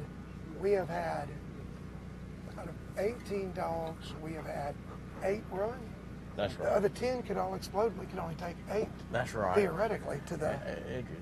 You never know. Yep. You know, I can tell you this, and you've ran these, so you know exactly what I'm talking about. When it gets down to this point as a handler, a lot of times the guys are going to give you some insight on the way we think and all these guys think. When you get there as a handler, you know, ooh, that seemed kind of flat. Has it been going that flat every time? I didn't think so. And they gave him an over. Yep. Doesn't surprise me. I actually think that was a good move. And I don't think a no bird on the first bird out hurts you nearly as bad as it does on bird number 3. All right, guns up, everybody. Guns up. But you know, as a handler, for instance, if he realizes, Clark Kennington realizes that Wayne is in right now, no matter what, then, you know, he's got to be relieved. Hey, I've made it to the 12. I'm going to live and fight another day. So, you know, you've got 2 different mindsets. First of all, it's, am I going to live to fight another day? And then, how good a living am I going to have? You know? That's right. How far am I going to move up? I can remember I was at an event once in Virginia, and we were running the event. Boy, that was a good one. That's a $10 bird right there too. The log out, you can actually see it at the top of the screen, floating on the water, plain as day. River Yeah. got a really good break there. But River is going left. She's going right where they normally need to go. Normally. Yeah, you know that bird fell dead in line with the blind. Doesn't matter. Boom. She's got it. Nice, clean. 2 points maybe. Hey, you want to talk about somebody that knows the scores and knows what's going on? You can bet Lyle Steinman knows what every dog before him did. Oh, sure. He knows what every dog before him strengths are, and he's starting to count. You better believe it. And you know, that's the way I used to play it when I ran it. I mean, often the judges would ask me, what did you get? And I'd just about always be on the money. That's right. And sometimes I'd be wrong. Sometimes I'd be wrong. It's nice when not you're in my pleasantly favor. surprised. I've turned around and looked at Matt Emerson before, and he'll try to mess with you. You know, maybe you scored a 25, and he'll tell you 40, and you turn around and walk off. No, I'm kidding. Oh, well. Yeah, but I can remember a Virginia event where I think I was in 19th place right before the cut, and taking the top 12, and 4 or 5, I mean, a bunch of dogs in front of me blew up. You know, like a dog 14, 15, 16, you know, all went out and just blew up. And then we get down to the point where, like, dog number 10, I think if I beat it, I was in the 12, and sure enough, bam, you know, and I'm in the 12, you know, I know I've got, you know, probably I'm in 12th place. But then, you know, coming in 19th, of the next 10 dogs, 5 more just fell apart. I wound up going into the semifinals in 6th or 7th place. So you never know.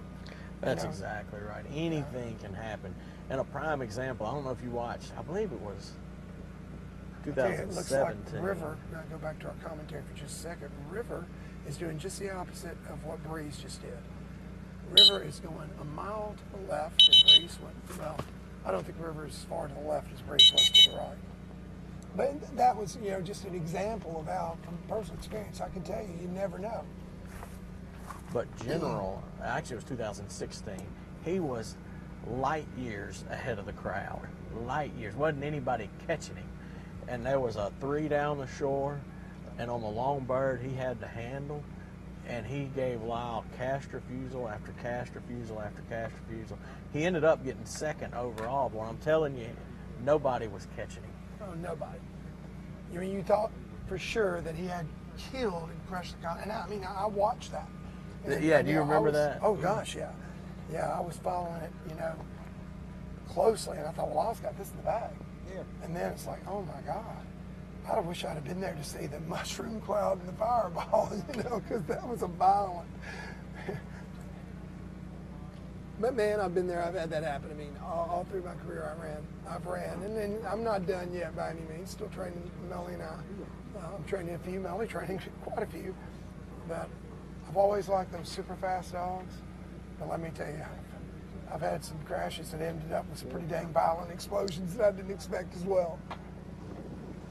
This is also very interesting. I think Lyle, this is the first handler to choose to pick up the left bird last. Yeah. But Lyle's got, I'm sure he's got a reason. I think he's got another dog to come after this, and he may have been wanting to find a better way to run it. Yeah, he's trying to learn something.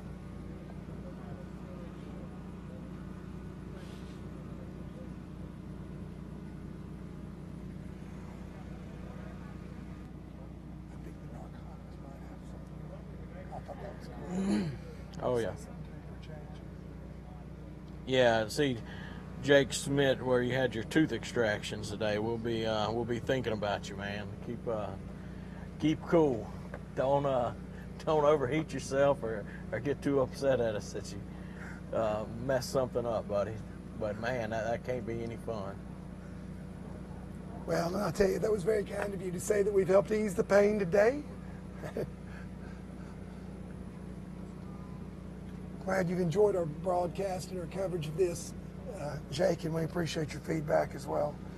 The guys that are out there listening to the live stream and watching it, we do want your feedback. We want to know what you guys are thinking, what you want to know about. We're here to provide you with as much commentary and insightful information as we possibly can. Trying to do our best at that. All right, now let's see him run the blind.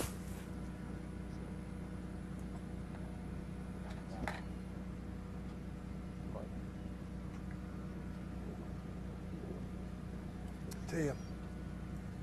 All right. These Water's Edge tumblers are awesome. It's good stuff.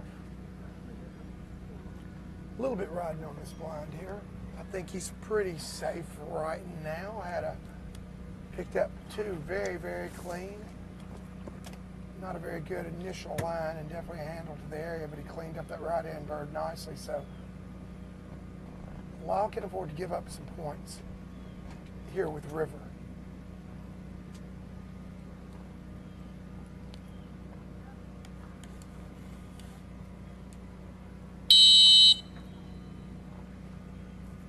A pretty decent initial line too. Dog's carried for quite some time.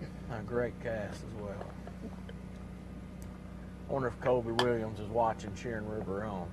Oh, I'm sure he probably is. He need to give us a shout out. Two whistles. Yeah, I think that Lyle is definitely safe going into the semifinals. A few feet away. On the right side of the wing. There you go. May have got he had some points to burn there though, Leo. Yeah, but I don't think Lyle's thinking about the points he needs today. I think at the end there he was thinking about saving points. Oh for yeah, tomorrow. saving points because they all accumulate. Talk about that with us a little bit, Leo. You're very familiar with the rules as an attorney. I am sure you have studied them at great length. That's right. Well, as you know, we'll take 12 dogs out of this series, and the points just keep accumulating to the finals. Now, back in I don't want to say the old days, but I'm gonna go with J. Paul's days. That is the old days. Hey, the first two series went away. You know, they were just qualifiers for the end, and then you started over. But it's not that way anymore. It's a cumulative total all the way through. Yes, it is.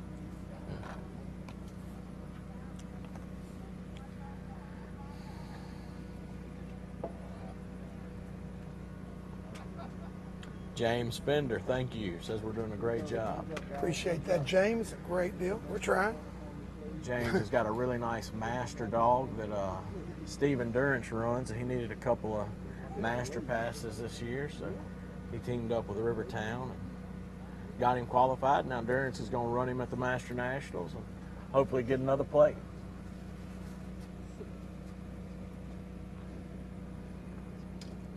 Best of luck to you. Good luck. I hope that happens, Steve. Heel. Sit. Sit. Loudon River had a pretty solid run there. Sit.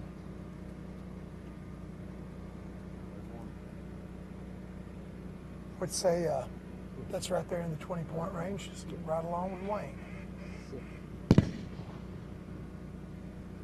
I would say that's probably, I would think a touch higher than Wayne, but yeah, I think you're in the, Yeah, I mean comparable. I'm not saying that. Within a couple points, probably. I tell you, this shooter dog's capable of hitting us hard too. Oh, I'm anxious to watch Shooter run this cast. I'm excited to see Shooter go. You know, he does got have good splash. have a history in the Derby and the qualifying world, so you hope that doesn't hurt him right here. Well, this is a nice place to be on this bird. I'll tell you right now, Shooter's looking like he's fixing to just bust that big stump in half. Yes, he he knows is. this bird is behind it. I will be shocked beyond belief. Yes, sir. But now I thought he had it. Oh, he knew it was there. I tell you, that right-hand bird is not super far away. Yeah, I've got to think that they're getting pretty happy with the pencils at this point. Yeah, and I got to think that Lee's living awfully dangerously right now, too. Reminds me of that Aerosmith song, Living on the Edge. That's it. And something that's important to point out here, I know some people are probably saying, why isn't he blowing the whistle? And I think at some point I probably would blow the whistle. But It's different originally... styles, yeah. And that dog indicated he knew exactly where the bird was. That's right. Probably didn't miss it by hardly anything. But Lee Howard, he isn't just trying to get to the next series. He wants to win. Yep. I think we had a couple of cast refusals right there. Hi. That was a back, not an over. We sure got an over out of it. We got to be getting some boundary stuff possibly as well. I tell you what, when that dog left that line, I thought he wanted to just bust that stump right there in two. He and go saw to it. I'm a very, stick. very, very shocked at the outcome of that. I truly believe he saw a stick or something he thought was the bird, and then when it wasn't, he panicked a little. Yeah. And I think that's what you saw right there. What are your thoughts?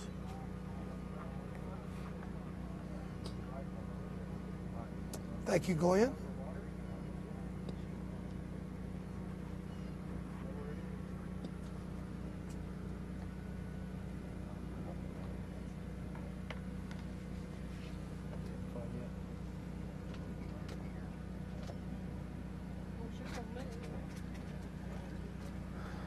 We've got Clark Kennington just came up behind me in the booth to check on things under the tent.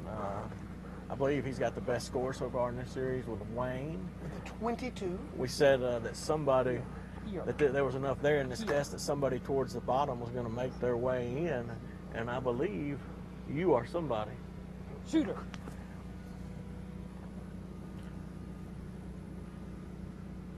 It's very possible that you've got Stroker in the semifinals as well. He's in, you've already figured it out. You got the scores up until now? Go bring them to us if you don't mind.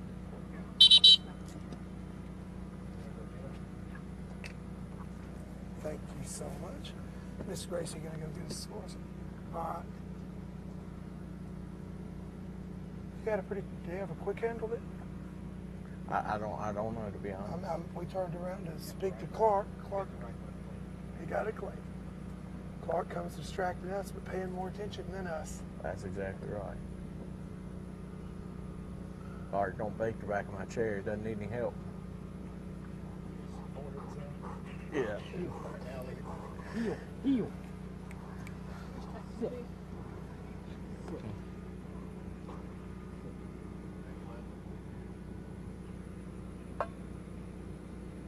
Shooter.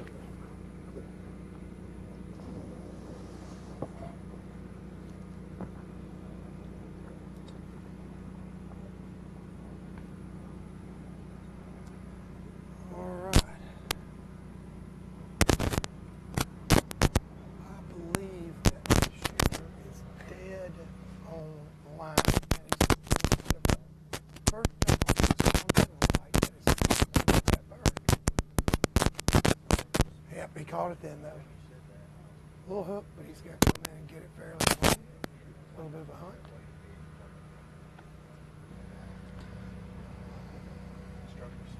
How close are you on that dead bird? Did he 1500 fly? Lee having a little conversation with the judges there, not sure what that's about. Big old smile on his face and laughing though, so he's having a good time, nice and loose up there. He's our Nike Award winner. Of course he's down there smiling. Huh? Help me. Help me help you. Help me. Heel. Heel. Here. Heel. All right, now let's see Lee run the blind now. Sit. You know, Shooter had a little trouble in this area earlier when he went for that left-hand bird. So it's going to be interesting to see if he's eager to poke back in there, or is he going to try to flare a little bit from the Here. area Here. where he got Here. crossed up. Here. Sit. Lining up on the blind Ah. here.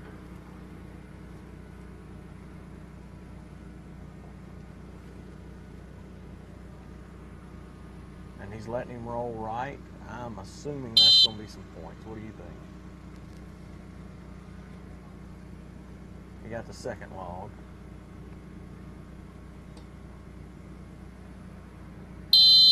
So he didn't catch the first log, did he? No, he did not.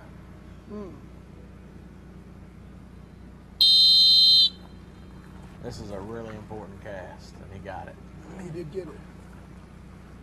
You know, if you don't get that cast, you're left, and they've got a highway to get to a bad spot. This is another fairly important cast. You don't take too much of a lift like you did just then. Now, right there, this is a make or break. We've seen him either do it from there like he's about to do There you go, nice job. or not. Yep. Good job. Think he's in pretty good shape. I'd really like to see their sheets and see where he was left when he gave that last right-hand cast if they had him offline. Yep, Jan Sprunggrass. How many dogs will go to the finals? 6 pros and 6 amateurs. 18 pros and 18 amateurs went to the quarterfinal. We'll cut the field down to 12 pros, 12 AMs going to the semis, and then the field will be cut in half to 6 and 6 going to the finals on Sunday. The finals will definitely be held on Sunday here no matter what. Hopefully tomorrow we will get through in the morning the 18 amateur handlers here in the quarters, and we'll knock out the round of 24, 12 and 12 with the semis tomorrow afternoon. And of course the Excel F4 shallow water tugboat with the Mud Buddy 40 HDR surface drive motor and Diamond City trailer that's part of the Delta Waterfowl fall raffle will be coming into play in either the semifinals or the finals. Kind of the judge's discretion, don't know what, but should be fun to bring a boat into the competition in some way or another. That's right. No They matter may what have the they do dogs for running out of it. They may have them running over it. They may could have the have a- birds coming out of it. Who knows? They could have a bubble gunner in it. That Excel F4, it's coming into play at some point in the semifinals and the finals. Of course, being given away by Delta Waterfowl in the fall raffle to buy. Raffle tickets All go right, to now Delta notice Waterfowl. Steve Endurance is kneeling beside his dog. to First point person people we've out. seen do this Yes, today. more like an HRC test. Something else that's interesting. Yep. Barry Lyons asked me if that was permissible just a few minutes ago. So Barry, there you go. But again, this is AKC Master, and I've actually done that at a bunch of AKC Masters. I've actually asked them, could I do that? The judge said, you can't, but sure. I don't think I've ever been told that I couldn't. I've been told at an HRC event I couldn't stand. Yes. He is.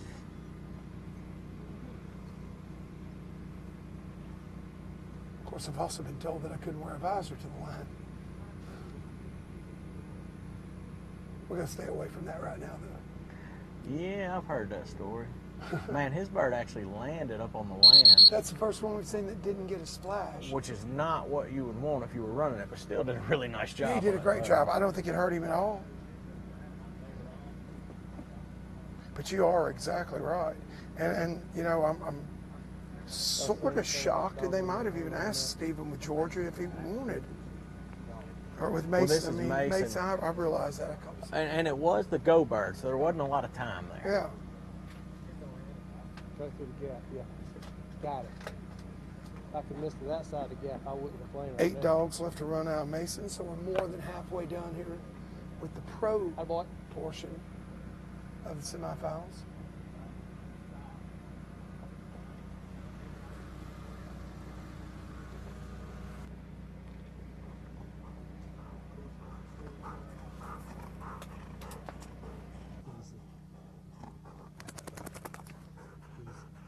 Heel. Heel. Heel. All right, he's lining up for the right-hand bird, it appears.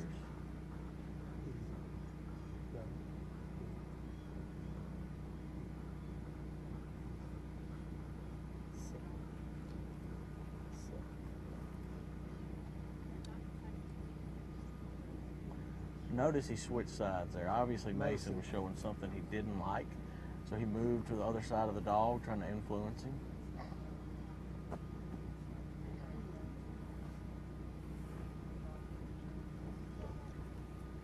Looks like Mason's a little confused. Let's see if he can figure it out.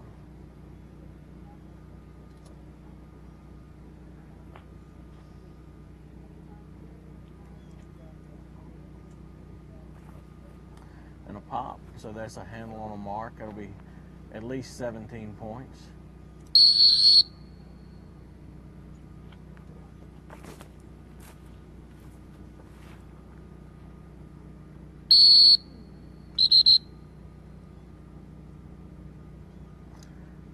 Probably I would say probably a 25 or so point mark, but he had a really nice first bird, but that makes this next bird crucial.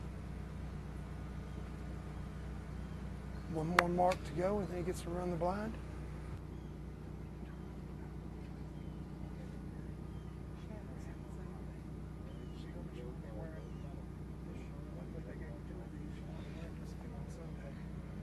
Shannon did. Like, I wear pink twice. She's like, you better wear it. You look nice. She said, you look almost as nice as you did in that bow tie the other night. Atta boy. Here. Here.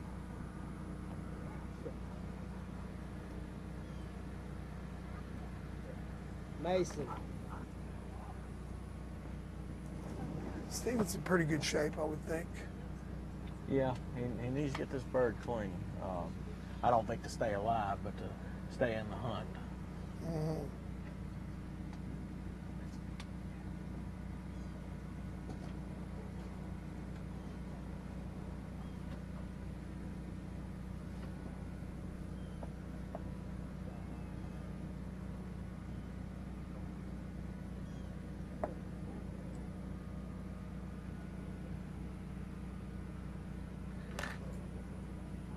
Nice job on that bird.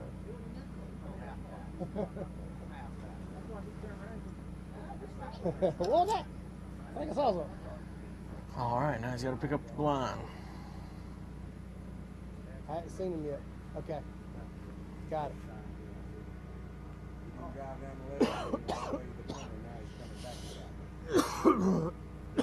Oh.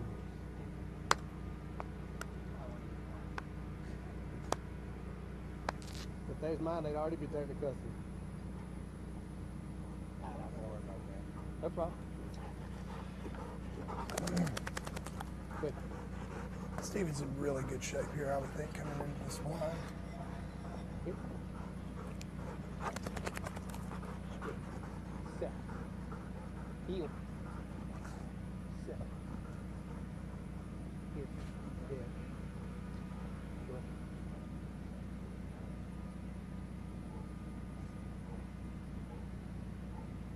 Back.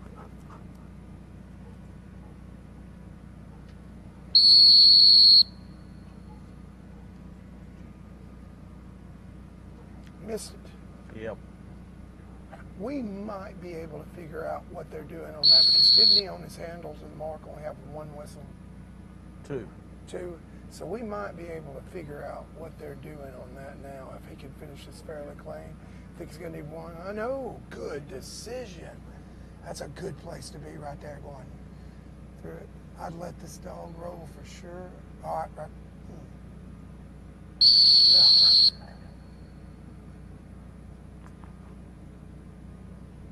I don't think they're going to hit him too hard on the offline right there at the I don't end. either. 3 whistles, I'd have probably had that one a little bit earlier. I got to figure that. We're going to learn a lot when we see his score about how they're judging that line to the blind. That's right. I would probably say without Matt. any, You need these birds? you know, 3 whistles, an offline there at the end, maybe 8 points on the blind, and maybe But I still think it's there. I'm watching it. 16 on the mark I'm that watching he it handled right on. here. I'm not He had a complaining. pop in there. No. I'm watching Ooh, it I didn't because catch come the out on pop in every there. dog Oh, hill. well, They get gonna that be a little bit I crowd had hard to him tell. at 25 back there. on that mark. So, I'm saying, 25 and hey, they can tell me south if they want. Look. I ain't the other saying 2. different. Thank you. I don't know. Well, I think we got a rebird coming. Do we?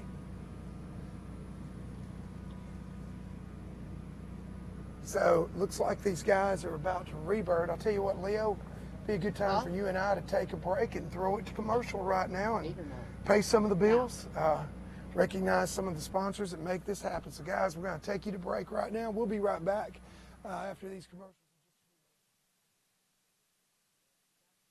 The Super Retriever Series Crown Championship presented by Yukonuba is brought to you by Visit Natchez, the hidden jewel of the South.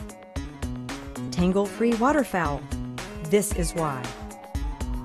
Ox, the official cooler of the Super Retriever Series. Excel, the boat to own. And Yukonuba, strong, focused, and ready for anything. That's a Yukonuba dog.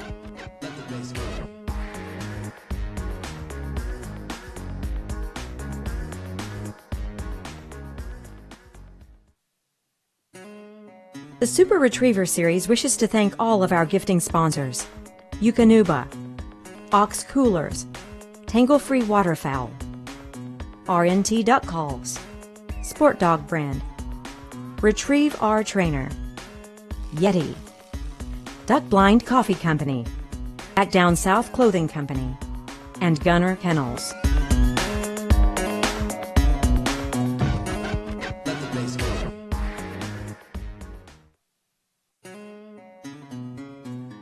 The Super Retriever Series Crown Championship and the City of Natchez want to thank the local sponsors of Natchez, Mississippi. Visit Natchez. Visit Mississippi. Paradise Foods. Concordia Bank. Good Hope Construction. United Mississippi Bank. Natchitoches Power Sports. Stan King Chevrolet. Ram Rentals. Rue 61.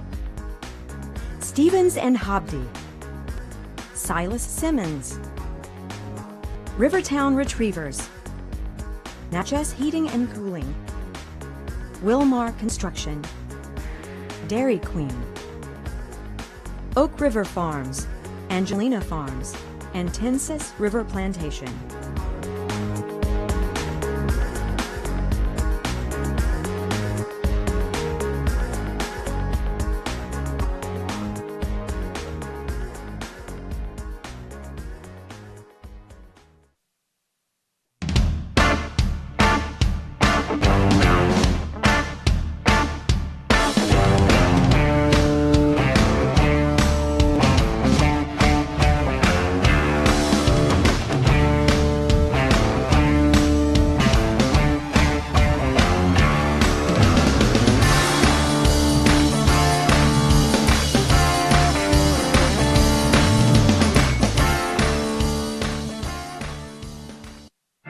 Inside every dog is something extraordinary, waiting to be unleashed.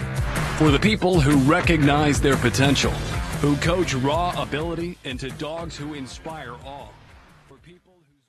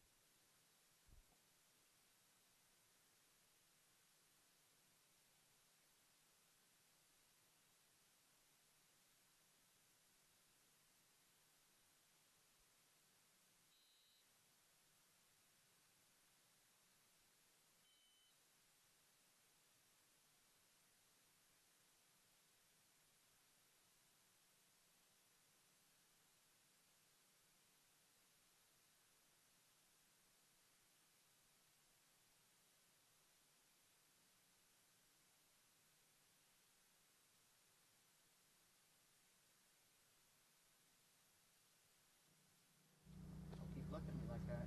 I'm just the judge. I know you are. No, I'm. I can't make. Nope. I don't make calls. Nope. I thought it was with River. Huh? I thought that son was pulling that way. All right, we're back from the rebird. We got Lost Diamond and Pete at the line.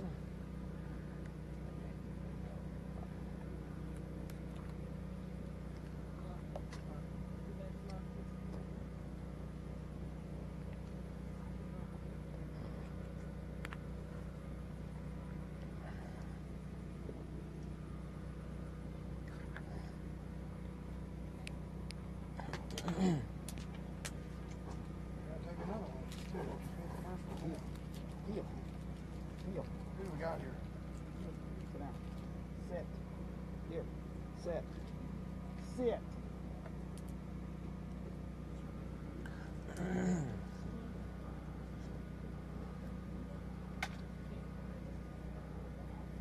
Heat.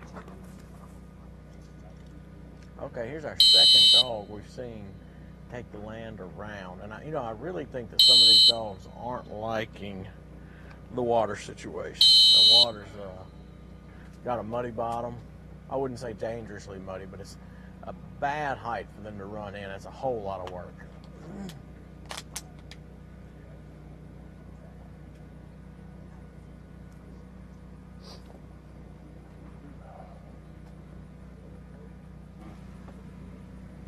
Appreciate you beating me back from the break, Leah. Take it over. Covering my butt.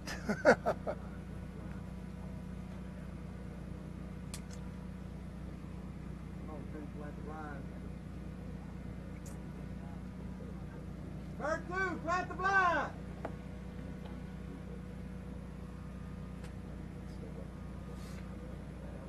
Blind planter had a little mental lapse, I think, there for a second.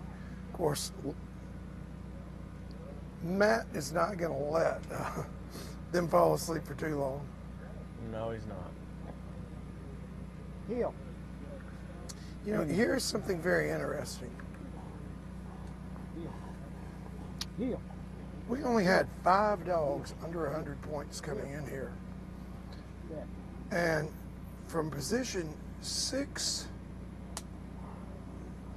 to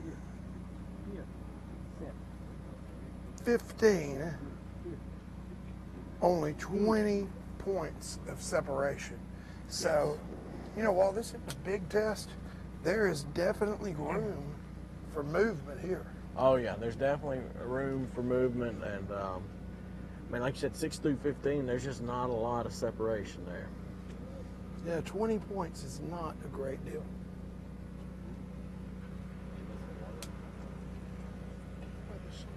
Oh.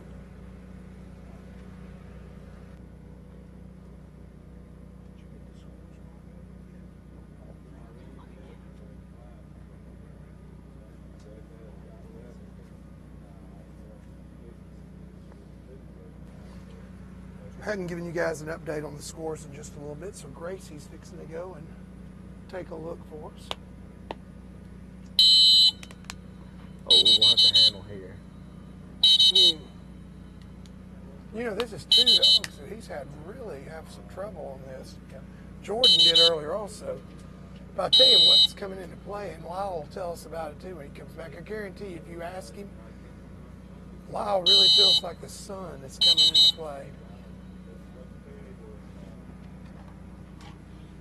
You see him cover his eyes right there. And that sun is harsh, the glare off that water. I am wondering if Pete even saw that bird. I think that is about to be a factor. I'm not sure, Leo, that we will get through with the last 5 dogs here today. Yeah, I'm not either. You know, there comes a point where the judges have to consider, hey, is this fair? Can they see that bird in the air? Are they looking dead in the sun? Because dogs are just like people. Nobody wants to look right in the sun. No, they don't.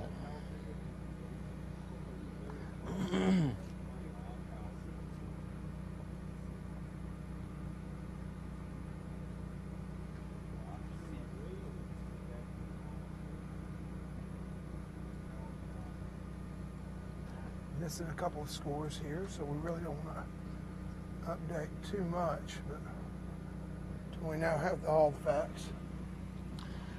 We know that Shooter and Lee had a 54, and Mason and Steven had a 50.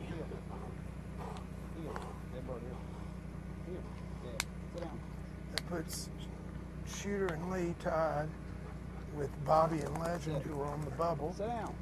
Now they will take 13 dogs to the semifinals if there is a tie for 12th place. We've seen historically that that 13th dog will get to go also to the semifinals and even the finals.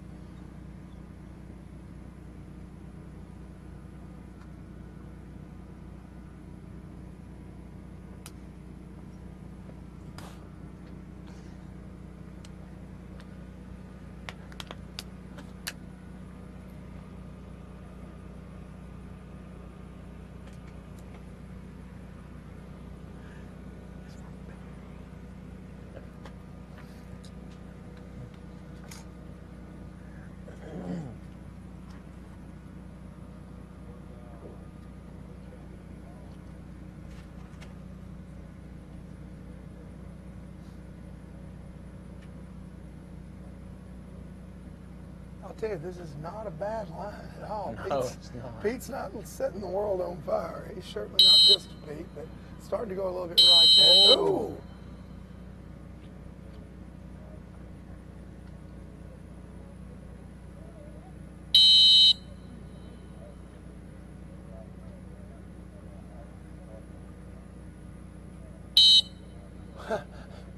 I'll tell you what, Pete hasn't shown much get up and go, but he sure got up and went when he got past the log, didn't he? Right when he didn't need him to.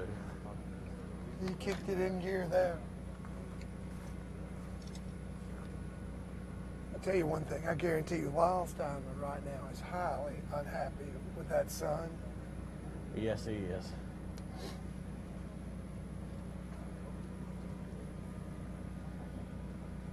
Stand there for just a second. Hey, don't run off, Doc. Okay? 6 dogs left to go. Our next dog is It looks Luke like the Pierce. judges are taking a look at the sun situation. Yes, they are. They're walking down the line. I wouldn't be surprised if you see one of them kneel down. As a matter of fact, I may take a moment and step down there with them. He was not looking at the screen to see the judge. It was already kneeling. Hey, Lyle.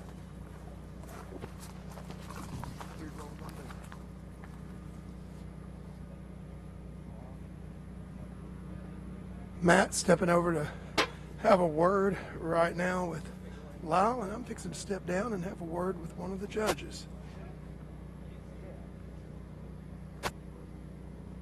Looks like they're about to shut her down. I'm going to come step down here and talk with 2 of our judges. Or actually one of them, Scott Liebenguth. He's running away from me right now. So, Blaine, you're stuck, buddy, on the hot seat. I'm with Blaine Tarnecki, one of our 3 judges. So, looks like you guys have made the decision to shut her down for the day. Is that right? When you Yeah, look in this here, left-hand you bird, can't the see first bird nothing coming out here of the or sun there. is glaring off the Okay, water that too much side- now. that sun is Jack We're not going to those Horizon. dogs. They can't see that bird. It's I'm tough not enough to talking mark as it about- is as a memory bird, so we want to have a fair chance and start back in the morning with them. Yeah, I agree with that. I think that's a really good decision, I don't think I'm not going to rerun it.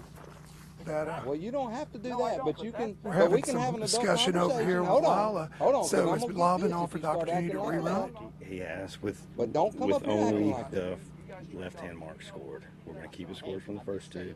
We feel like he got a good look at him. Sun wasn't a factor. He was a factor in the first bird.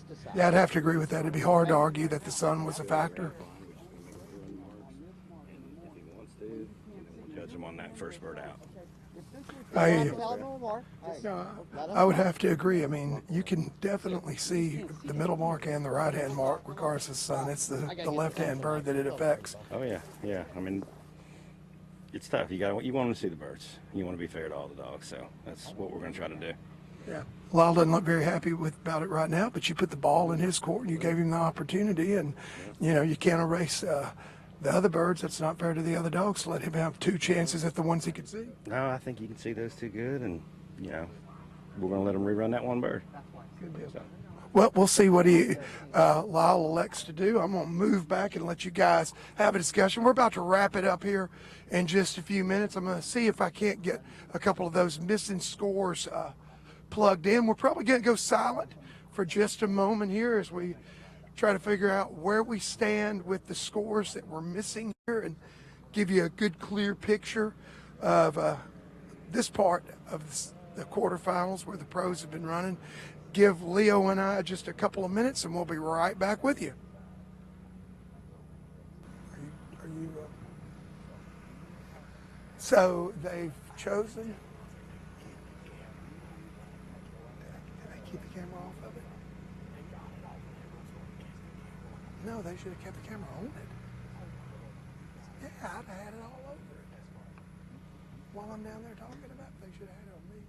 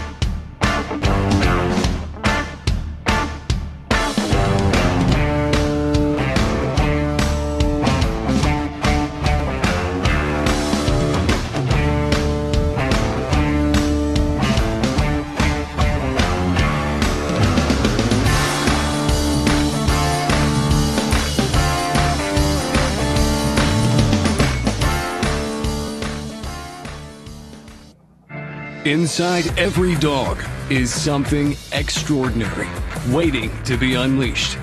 For the people who recognize their potential, who coach raw ability into dogs who inspire awe. For people whose greatest achievement is the bond they've built and the stories they share. We're with you. fueling the extraordinary things your dog can do.